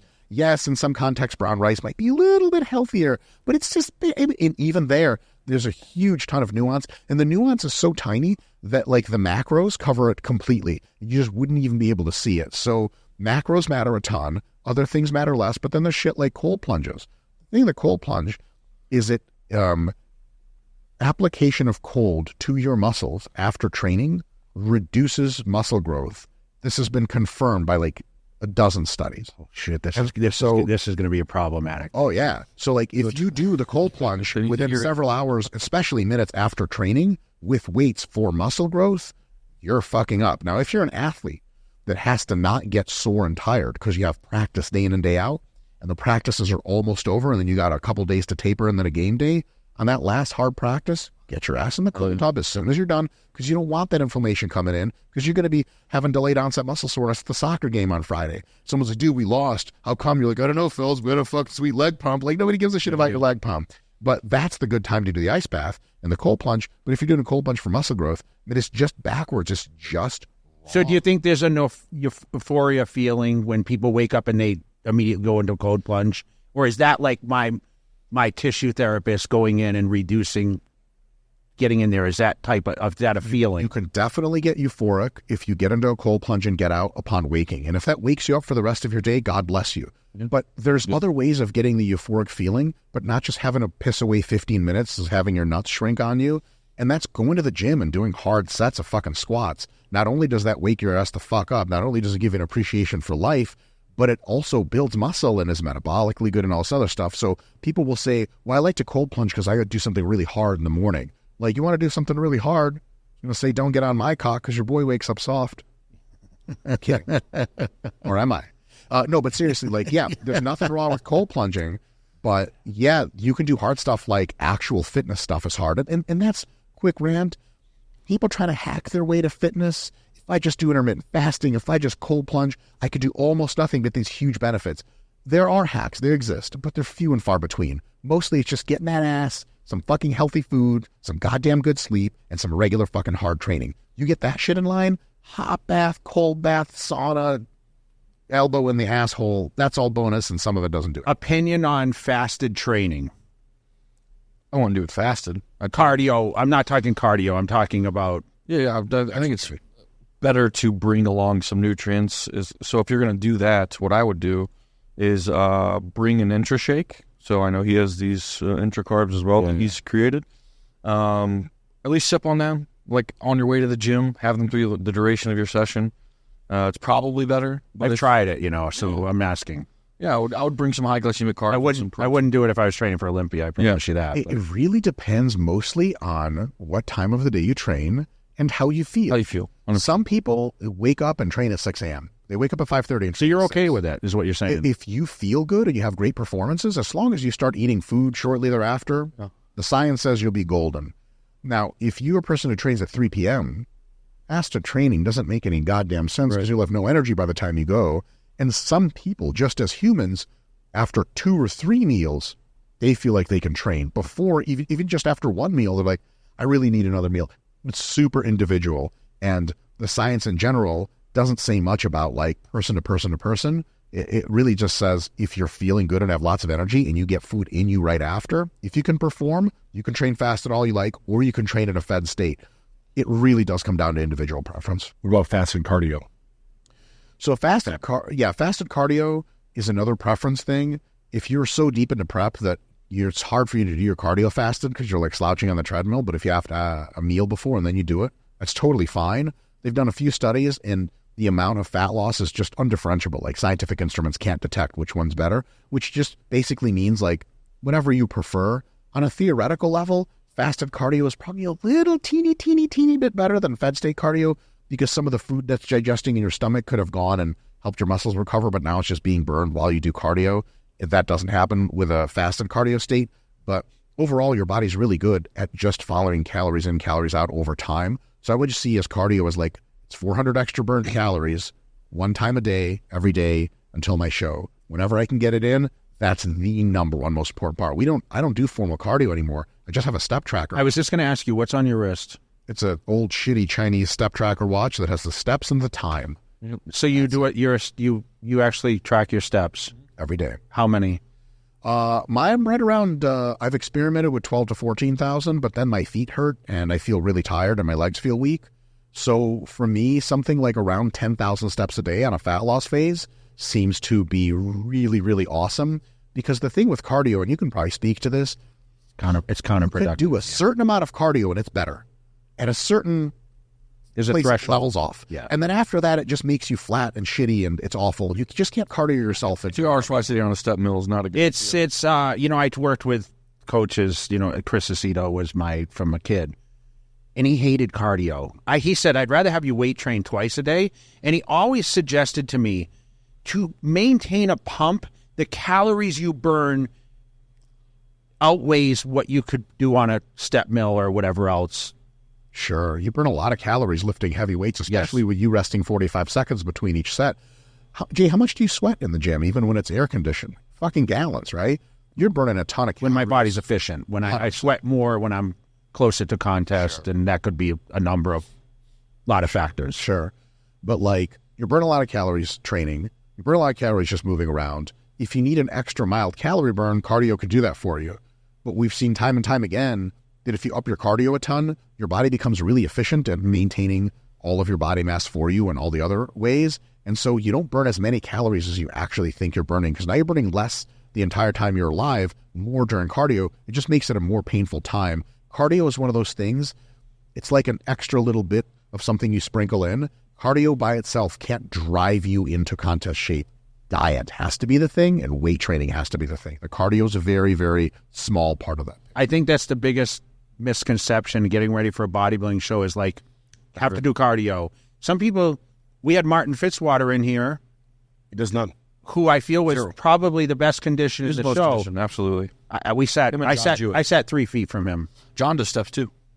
Him and John Jew were the two leanest guys. But on no stage. cardio whatsoever. Arguably my best shape ever, 2001, no cardio. Yeah, it can just be more fatiguing, especially for, your open bodybuilder. You're 300 fucking pounds. I think Chris Aceto's just all right, you're done 10 weeks out, no more cardio. I'm like, really? We'll probably higher food than most of the guys. And I was scared. I'm like, Which food were you eating? 1,000 grams of carbs a day, 300 grams of protein. Yeah. Fats? I was no fats, no added fats. Just when I was getting, yes. Okay, so 50 grams. He was, it depends how much chicken, but I would eat no red meat. I ate white fish, pound of fish every meal. And, but I'd eat mostly white rice, and then I would add, that's why I asked about what kind of carbohydrate, does it depend on your sources? Because, I would add honey over my food and whatever just to get that, I guess, the calorie count, not the calorie count, the carbohydrate protein count. Correct. I was going to ask about the whitefish thing. Can whitefish help thin skin? No, fuck no. Sure not. That's a good IQ test for how much you really know about the body. That's fucking ridiculous. Now, here's the thing. You eat a lot of whitefish, you ain't eat steak anymore. Steak has a lot of extra calories in the fat. All of a sudden, you're in a lower fat state than you were for a few weeks because you're eating whitefish. It's not the whitefish. It's the fact that it has goddamn no fat in it. No fat. So your macros are lower, your calories are lower, and then you come in a little bit more shredded. Usually that much, you're eating So technically, then whitefish does thin it. Yeah. Because for sure. The whitefish and 50 trillion other foods that you could get to the same calories. So there's nothing magical about fish that thins the skin as far as we can tell. Now, maybe there is, but it's highly unlikely. But yeah, can it be a good management tool? Also, another really great thing about fish is it's light on your stomach. It's light on if you're eating that much, especially, oh my God. Taste that amazing that you want extra fish after you're done eating it. Right. And on a bodybuilding diet, most people encounter hunger as a pretty big obstacle. I know you didn't for most of your prep because you're eating 1,000 grams of carbs, but a lot of guys who get hungry, if you feed them food that's bland and not that great, they just won't get much hungry after because they'll be like, man, fuck this. I don't want any more of this crap. And you're like, oh, you could have an extra piece of fish if you want. They're like, I'm good. And then they get in really great shape. That's how you test hunger versus cravings. You're like, well, okay, you can have more fish, or you can have more casein pudding, which is just taking casein and mixing a little water with it. So when people are like, I'm really hungry on the side, I'm like, okay, you can have an extra serving of casein pudding tonight. And they're like, I don't want that. I'm like, it's so you're craving something you have a craving that I'm not giving you. So you're giving them a nighttime protein source. Yeah. You believe in it? Absolutely, yeah. Is there a difference between isolate, concentrate, and does your body say, fuck, this is concentrate? Or this is that. There's just a digestion. I think protein. This is my opinion. You guys can argue with me. It's like the white rice, brown rice thing. Your body does not say, shit, you're giving me brown rice. I think protein's protein in a sense. Yes and no. It's like, so with carbs too, there's lower and higher glycemic carbohydrates, and that has to do with insulin spikes and things of that nature. And you can use those to your advantage in training too. So like I said, I take a higher glycemic carbohydrate when I train because I'm getting that fuel for the actual session way quicker. If I want to eat a cup of brown rice with something that delays digestion, like a high amount of fat, so like I did olive oil and brown rice, and I went and trained 30 minutes later, it's not the same effect as if I'm sipping a Gatorade during my session. Same thing with casein versus isolate versus whatever. It's just the release into the bloodstream. So if you're sleeping and you had isolate protein versus me sleeping and I had casein protein, you're done by hour 2, and I'm getting nutrients all through the night, and I'm repairing my tissue all through the night. So it's a little different. Yeah. It's a small effect in the very small grand scheme. But if you're is it even worth a conversation? Usually no. But if you're trying to do everything you're trying to do everything the best, and unless you really fuck up. Yeah. Like you have a Gatorade and a fast digesting hydrolysis protein shake, and then you have to like walk around an expo for 3 hours, you're going to go high done. Yeah. So digestion time has a practical application that's big. Another one is training. Like people are like, I remember one time I had a chance to train with Dave Tate from Elite FTS a long time ago before I was Dr. Mike or anything. And him and his whole crew went to Bob Evans to eat.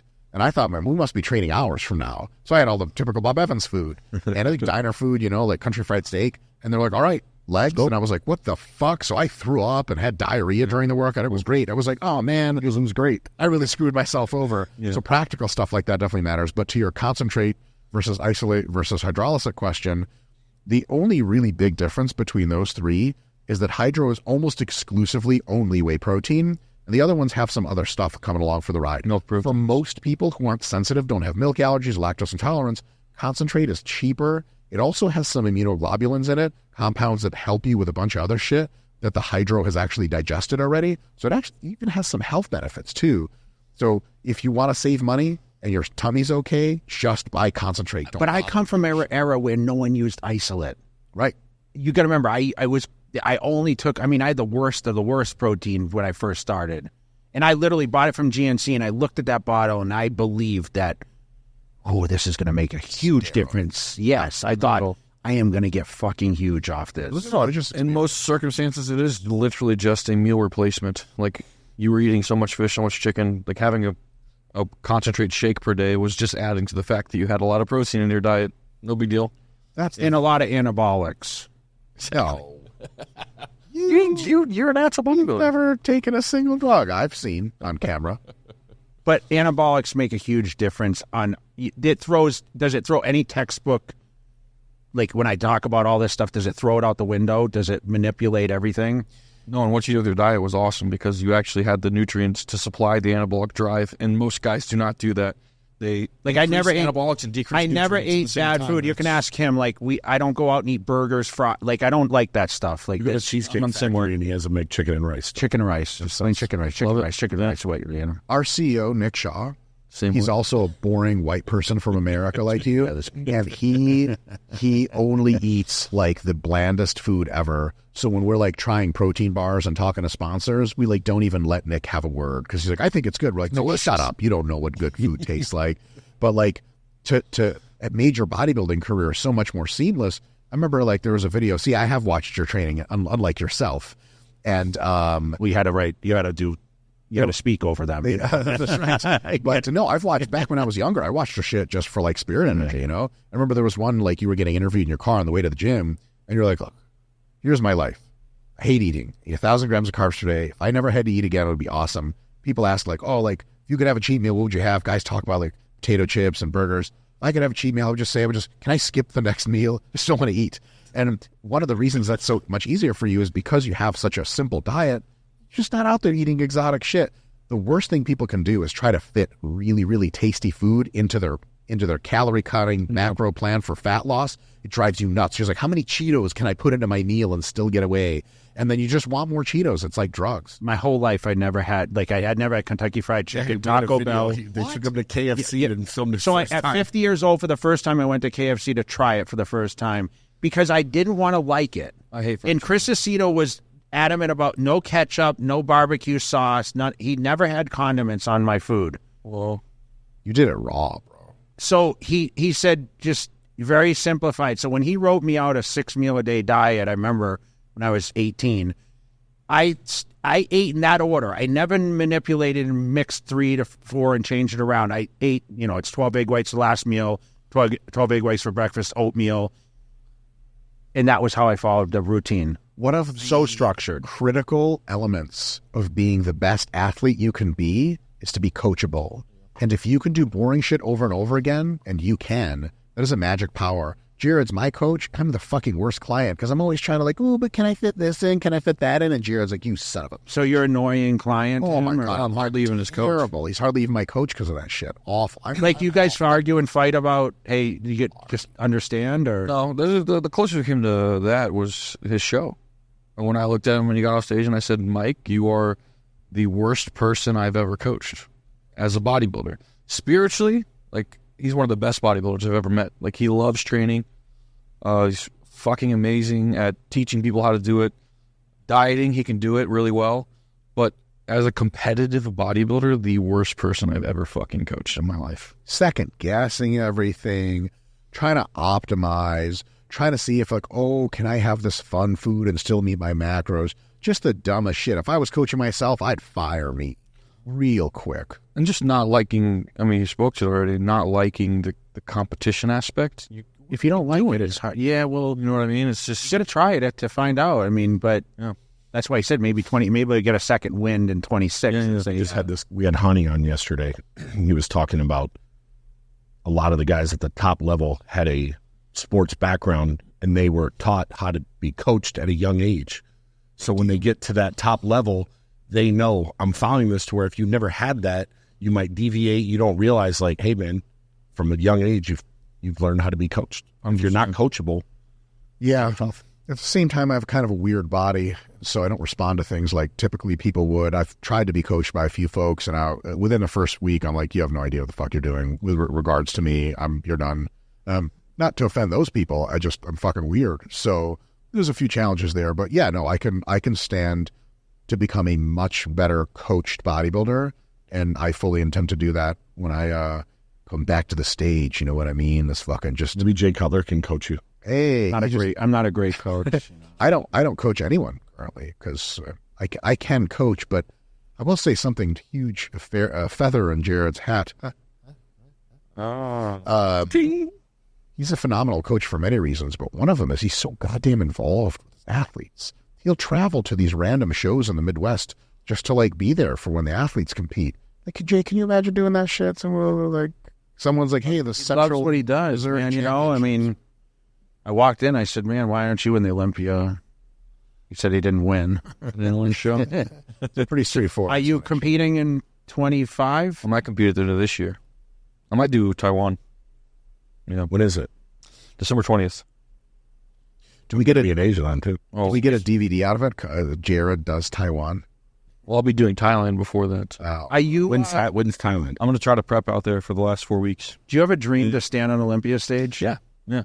Just to stand on it or actually be competitive? I would like to place top 10 once. That'd be nice. Yeah. I was going to say, we can talk to them and see if you can handle the workout. Oh, that'd be great. You said you want to be on the stage. I think this year I proved to myself that I could be. I beat a few guys who've been to the Olympia already. I got beat by 2 points by Alex Carbonero, who has won Arnold Classic twice. Amazing. Top guy. Top 6 in the Olympia. He won the Masters, I believe. Yep. And beat him by 2 points. We stood toe-to-toe. It was really cool. So this year I proved to myself I can be really good. I just have, kind of similar to him, specific circumstance where our work is high output and it's a lot. We do a lot of things, writing books and going to seminars and all this other shit, lots of travel. I had to be more relaxed. I needed more food. I needed to be less stressed. I was training myself into the ground and dieting into the ground, because that's what everybody's doing, you know what I mean? And I was like, fuck yeah, I'm hardcore too. And I just learned that I can't do it that way. Has your networks been able to expand your business? Meaning now with the visibility that you guys have gained in, have you learned more education, or is it all just touch and go, trial and error, that you're learning more processes? Or is you I mean, no one knows it all, Mike, right? I know barely anything at all. Having gotten more popular on YouTube and stuff like that, it linearly gives us more customers, so that's nice. So we make more money. I need. Do you have a goal, like a business goal, over personal goals as far as the brand? I don't do goals. I just don't. Like, I'm a process person.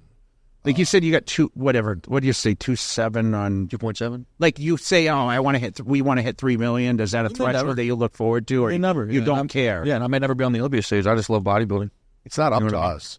Like, I don't make people. I can't grab people and make them sign up for YouTube. Jared can't wrench the Olympia trophy away from Chris Bumstead with his hands. That's not how it works. All you can ever do is do your very best, and then the results open up to you after that. Now, some people get a big kick out of what are called in sports science outcome goals. There's 3 kinds of goals. There are process goals, performance goals, and outcome goals. Process goals, there's like, I'm going to eat 6 meals today and train really hard. The next day, I'm going to do the same fucking thing. Performance goals are like, okay, I'm going to gain an inch on my biceps in the next year. Outcome goals are like, I'm going to take 5th at the Olympia or higher. The thing is, you have 100% damn near control on your process goals. Those are the ones that really push you where you need to go. Performance goals are dope as long as the process is set. But even there, like, okay, you gain 0.95 of an inch and not an inch. Did you fail? The process is awesome. The performance just got a little, it's all pretend. Like performance people are like, oh, what about 5 million on YouTube? Like I can pretend that now, but it doesn't help me do that. And then outcome goals of like winning something or getting huge YouTube revenue, that is not up to you directly at all. What is up to you is the process. So all we do, Jared and I, is we work a fuckload, always trying to optimize and make everything the best that we put on social media to help people get educated. How far does that take us is just not up to us at all. And we don't have a fucking crystal ball. And if I had a crystal ball, it'd just be bitches with fucking small titties on there. But this, I'm sure Scott's job is, I'm sure he looks at this. He looks at it? Because he's a numbers guy. He's an algorithm guy. He's a... 100%. Even that's his process. He's just executing the process of optimizing. Yeah. He doesn't know where we're going to end. Yeah, he doesn't know if it's going to trigger it in Taiwan or whatever, right? Yeah. You might have, okay, where's our demographic? That's the next question I want to ask you. What is your demographic? Is it male, female? Is it a mix? Is it age bracket? Jared has a different demographic than I do. Our demographic at RP is probably 65-35 male to female. Yeah. We used to have more of a 50-50. That's YouTube in general, though. But YouTube in general is much more male-oriented, and we have an Instagram presence, too. It's more male and more people in their 20s, 30s, 40s, and 50s. Not as many TikTokers, people under 20, but there's really the whole gamut. But a lot of men that are in their 30s and 40s, and they kind of want to fucking optimize their shit a little, lose a little fat, gain a little muscle, spend less time at the gym for more. That's our core demographic. Jerry has a different demographic now called Jerry's. Now, in order to qualify with this demographic, you have to be of reproductive age, female. You don't have to work out, but you got to look like your body can be had sex with. And then if you are Southeast Asian or a Latina, you're in. Now, ladies, bad news. What about like Northeast Asian? Northeast Asian can get it sometimes if the skin is dark enough. But if you look enough like one of them Koreans that look like pale white people, tan Mongolian. They might be your size. Consideration. Well, been there. The darker the skin and the more exotic the features, the more Jerry's going to notice you. You guys, are you Jerry or Jared? Jared. He just calls it Jerry. It's an old nickname. I'm like an old uncle. What's your real name? Jared. Jared Cutler. Okay. It's actually my name. Yeah. But because Jerry, I don't know. This started off as like, wait a minute. He calls you Jared, then he calls you Jerry, and I don't know what. I don't understand if there's like, is there a certain feeling during this podcast that the name switches? What's going on here? Your wife has an accent, right? Yes. How would she say my name? Jared. Jerry. Hi, Jerry. Yeah, you're right. You're right. Yeah, that's why he's that's literally why. Okay, so there's Jerry. What are you? Me personally? Yeah. Like ethnic? Well, I'm a boring white American that I was classified as. What would you call yourself? I was born in Russia. Okay. And I am 75% Ashkenazi Jew. So I was born injured, allergic to everything.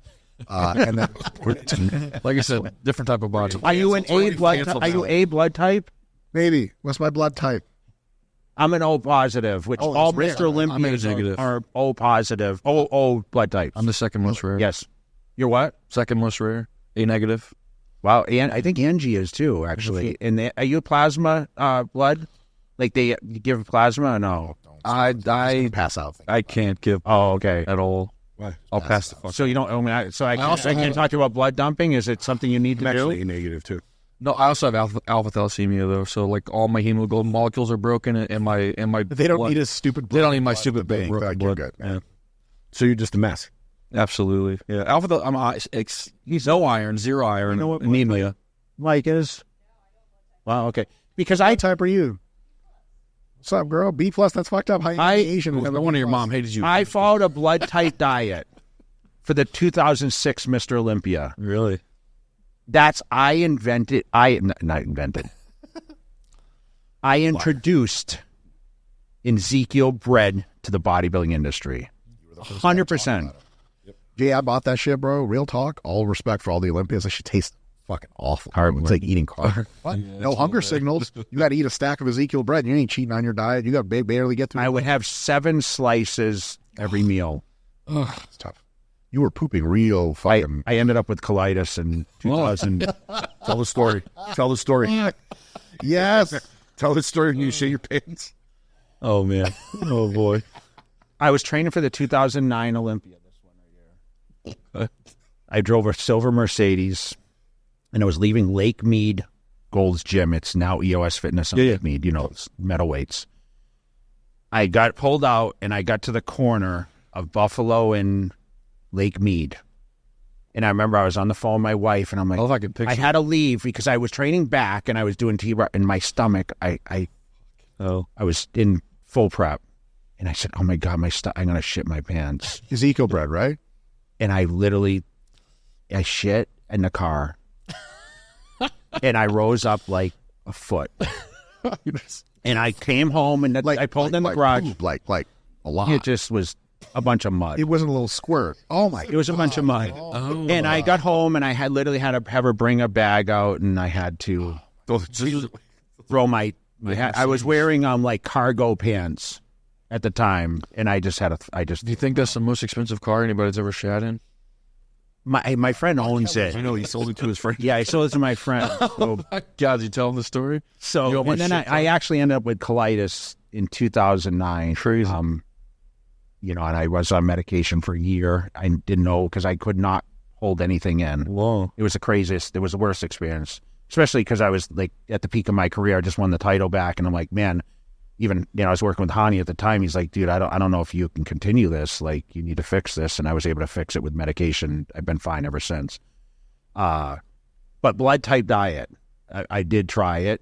I wanted to try different things, and they told me I was allergic to oatmeal, so I switched to grits, and I couldn't take the gluten. I couldn't eat eggs. They said eggs are bad for O blood type. Yeah, that's the biggest pile of dog shit. Really, you did it your whole career. You had eggs and when I'm back to I have bagels, and I have like this morning I had a bagel. I had 2 whole eggs. Did you die?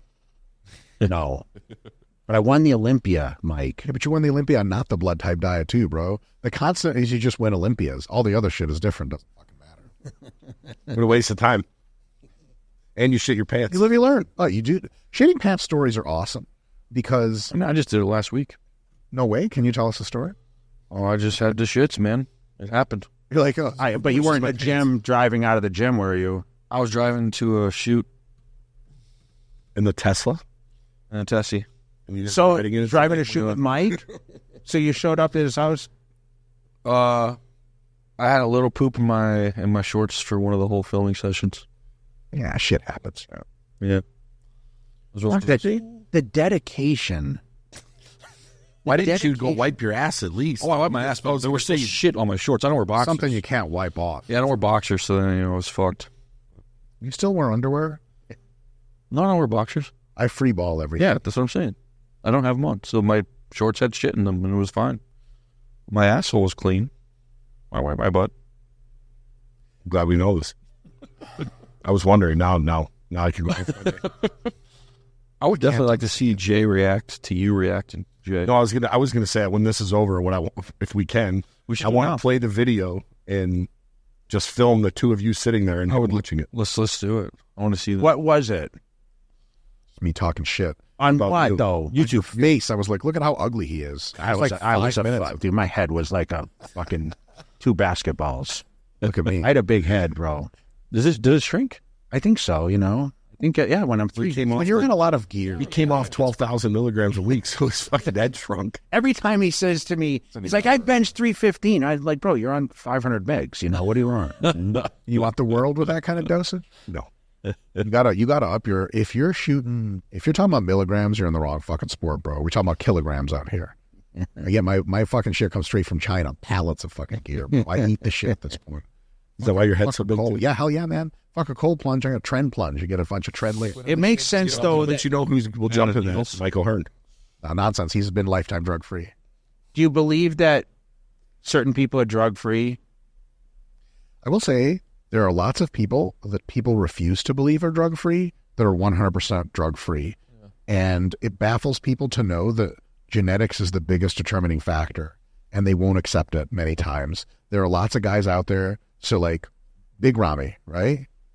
He stepped on stage at a very lean, not his best, but a very lean 315 pounds, right? I fully believe that completely drug-free, he could be on stage at his height about 235 to 245. Yeah, he could. He's that guy. And people are like, no way, bro. But you've never seen someone like Big Ramy's genetics. Here's another thing. It always fucking kills me. I get this from Europeans a lot. No disrespect to the Europeans. They're fucking great. But you haven't grown up around black people, a.k.a. people of West African ancestry. You don't have any Nigerian friends. You just don't know how deep the genetic pool goes. And like, sometimes some guys that are completely jacked and shredded for no reason, they don't even lift weights, man. They're just kind of born perfect. It's very true. That's a thing. However, there are tons of guys that you would look at and be like, that guy's for sure drug-free. Guy's on 75 mgs of tren every other day. You would never know because his genetics suck so much, or his diet sucks so much, and he has trained much, that it's just the idea that you take drugs and all of a sudden you become Jay Cutler is the biggest fucking bullshit in the world. Now, they help on average, and they help a ton, especially over time, but there's so much variation. Michael Hearn hypothetically could be drug-free. The thing is, most of the shit that comes out of Michael Hearn's fucking face is just dog shit, nonsense, lies. But could he be drug-free? He always looks the same, though, Mike, I feel like. Very well-tailored pharmaceutical plan. Also, he's a shitload of filler in his face and stuff. Like, are we really going to believe he's not shooting the needle? He's, he's on peptides almost certainly. He's the guy, too, like, it kind of made it, like, a funny meme to lie about being drug-free. It's also, the thing is, because he works in for real television, he has to say he's drug-free. Like, I'm not going to go, like, come up and tell him he's wrong, but, like, candidly, yeah, I don't assess this a high probability that he's drug-free. Could he be? It's crazy to me, though, that the world has really taken that role of being, like, so adamant about if someone is drug-free or not drug-free. Like, the guy that on his Instagram, he's like Natty on his Instagram bio. Sure. It's a big deal to them because they earned it through a way that's, like, more difficult and thus somehow more impressive in some sense. But also people lie about it so much that you can't quite tell. At the end of the day, it's just like, how do you look and what vibe do you bring? I will say, like, someone like Simeon Panda, it's the real person. Like, when people tell me he's 100% chance that he's not drug-free, I'm like, you just don't know how deep the well goes with black people, bro. Like, sometimes you just look like that. He's a 6'2" monster.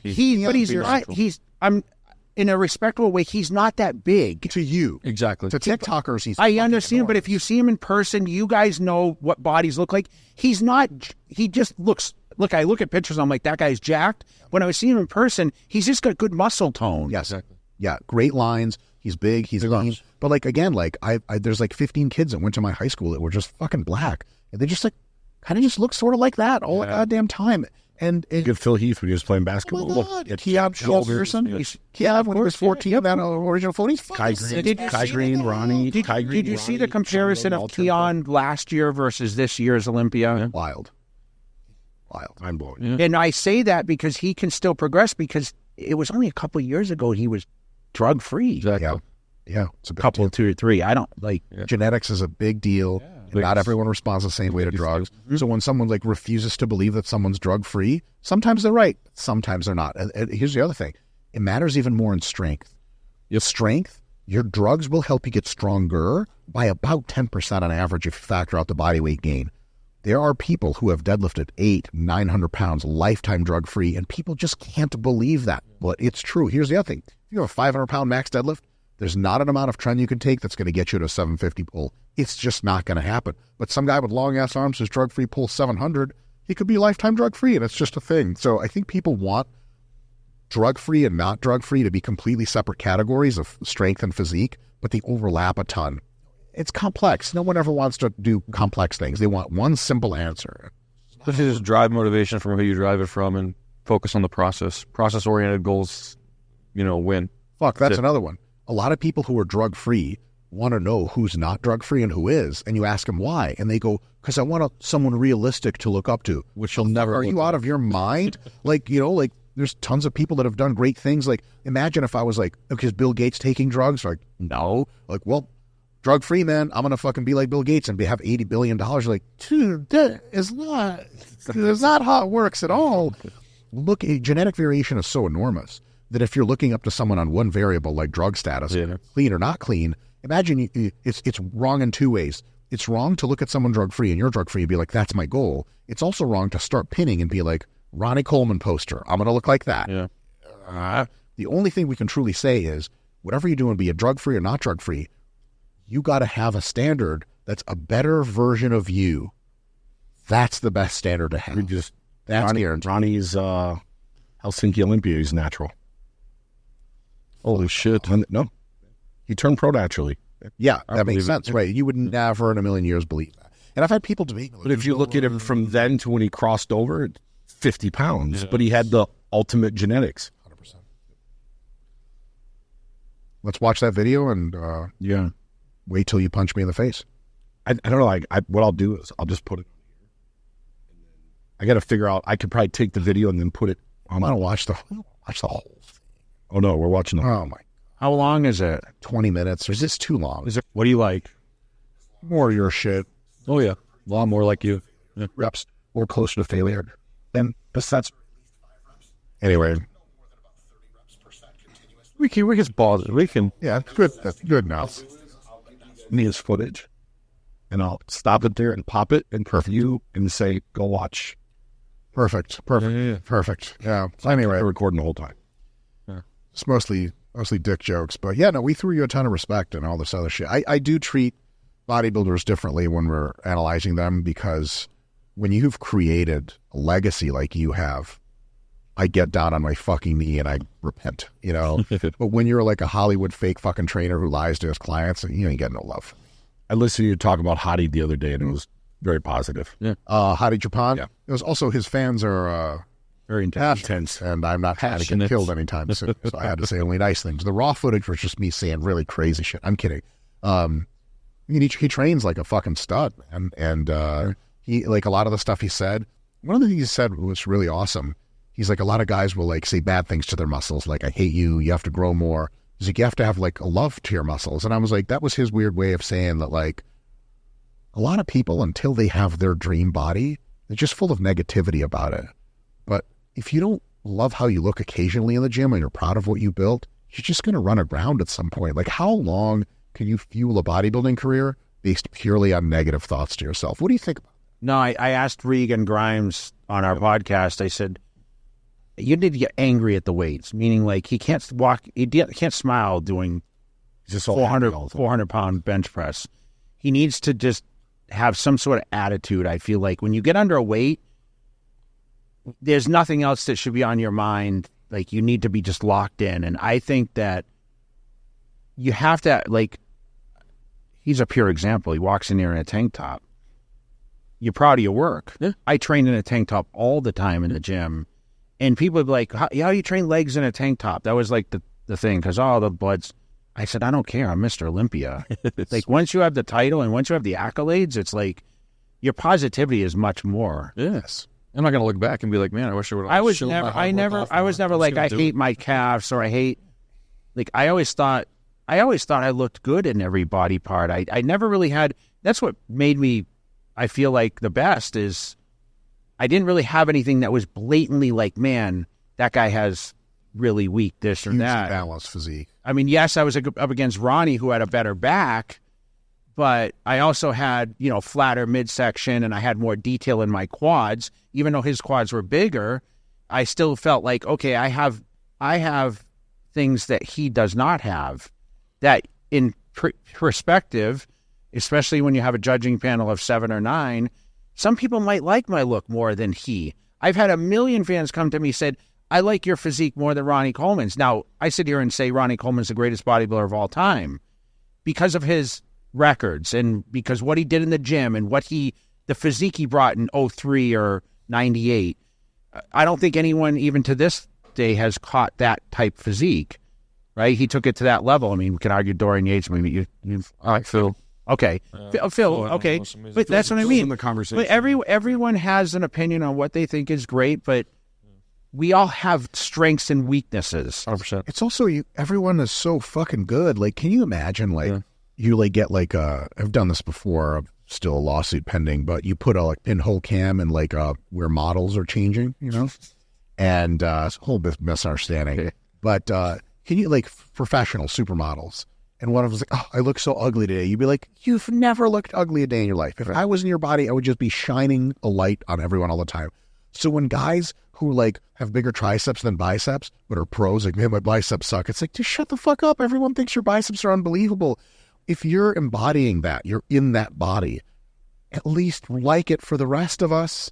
Don't, because there's guys who have unreal physiques who are like, man, I fucking hate my look. It's like body dysmorphia. What the hell is I'm superstitious of speak it into existence type thing. I believe that you can, if long as you speak in the ways like positively, I think things can happen, and negatively it possibly can happen too. And that's just my superstitious. Sure. At the very least, even if that doesn't pan out, speaking negatively leaves that toxic gunk in your fucking brain. Yeah. Body dysmorphia is real. You could go through your whole life, accomplish the identical things, but have a completely different perspective.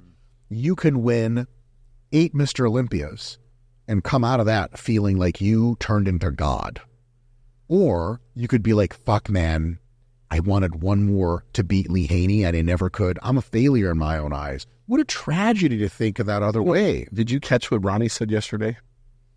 After he lost to Jay, he wanted to cancel his appearances. And he said he was going to go to Australia. No one wants to see him. Who's going to want to see me? I'm a loser. Isn't that fucked up? Oh, that's what he thought. And then Lee Haney was like, no. And then he realized, like, that's what he thought. Nobody's going to want to see me. It's over. He thought everything he did was done. That's a thing. That's a thought. He literally said that exact words. I'm a loser. I'm a loser. Why would they want to see me? 8-time Mr. Olympia. 8-time Mr. Olympia loser. You can get anything you can think about negatively. You can make all the money in the world, all the success in the world, and you could just sit at home and wonder if you deserve it and realize you don't deserve it. And then it's negative all of a sudden. And someone who has a fucking part-time job as a janitor can be really thankful that he gets to be with his family at night, as can afford to buy them food. And he's the happiest guy in the world. You ever been to Thailand or Philippines? Yeah. Smiling everywhere. Smiling everywhere. Nobody has goddamn money. And then Vegas has like one cloudy day, and some guy's like, "Fucking Vegas weather is such shit. It's garbage." Yeah. You know, I'm gonna say something here, and it might sound awkward. Your style reminds me of George Carlin. And if you really watch George Carlin, he always had a message, but he found a way to keep your attention, and he would hit you with the message when you least expected it, and it sunk in more. And I've noticed that with you, your videos, you find ways you keep the people's attention, but the information gets delivered to them and they actually pay attention to it. Is it sarcasm? It's a gift, because George Carlin definitely keeps it interactive. Because if you think about it, he wasn't a comedian, he was a storyteller, but he found a way to say funny things, and then all of a sudden he'd hit you with something political about life. You go, yeah, holy shit. Thank you so much. Huge compliment. I have not consumed much of George Carlin's work because whatever political stuff he had ever had to say that I've heard, I was diametrically and still am opposed to it. Like, he didn't like corporations. I fucking love corporations. He wasn't a big fan of capitalism. I have 2 capitalism tattoos on my body. So I tuned his ass out real quick. Yeah. But apparently he had that snarky bullshit. Was he one of us, Jerry? Was he a Jew? He was probably... I think so. It's very similar to Christopher Hitchens as well. Oh, shit. It's just the speaking pattern. It's just linguistics, because you have it nailed. Delivering messages in a way without the person realizing what you're trying to say to them in a funny way to keep their attention, and then they actually receive it, to where if you just said, hey, let me talk to you about training, they go off. No, and even you get their attention. It's cool you catch that too, because even as he was my professor, it's been the same. So you actually it's a gift. Yeah. So you wanted the education. Oh, absolutely. It wasn't like, oh, fuck, this is just... Oh, exactly. No, it's like you have the teachers that you go and you're like, fuck, this guy's monotone. They say, okay, every 3 words. Like, and then you got people like him, and it sticks. I didn't even write notes down. Oh well, you're a fucking genius. You don't have to. As well. You know what? I don't know much about this. I'm still trying to piece together myself why the fuck I'm appealing to as many people as I am. I was just thinking it was a clerical error. YouTube algorithm fucked me up. But one thing is, it's easy to convey something when you're interested in it. And so everything I talk about, I'm interested about talking about. I've had professors before myself that were clearly just didn't want to be there. There's no way, no matter how funny or clever you are, if you don't want to be there and give that message, you don't believe in it, people can tell. So being passionate about something really definitely helps. Yeah, for sure. Well, man, I appreciate you guys coming on, man. Oh, we're glad we got to do it, man. I know we were supposed to do it a while ago, I think, but I think it's... We wanted to just make time when we knew we could actually sit down and 100%. get it done. Because originally we were going to do it at the beginning of the week, and I was like, oh, we're going to get bombarded. Yeah. This is literally bombarded. So we've done 8 or 9 in the last week. Yeah. And this is the last one, and we're done. We made it. We're taking a break for a couple weeks. We had you on the schedule, and everyone after that, we said, we're done. We made the cut. Hey, James, you know what, though? But you made the cut, but you were the first one we scheduled. Oh, that's on the lat, and then we moved everyone. We are honored. Do you remember back in the day, the magazines just kept wanting to give you a nickname and nothing fucking stuck?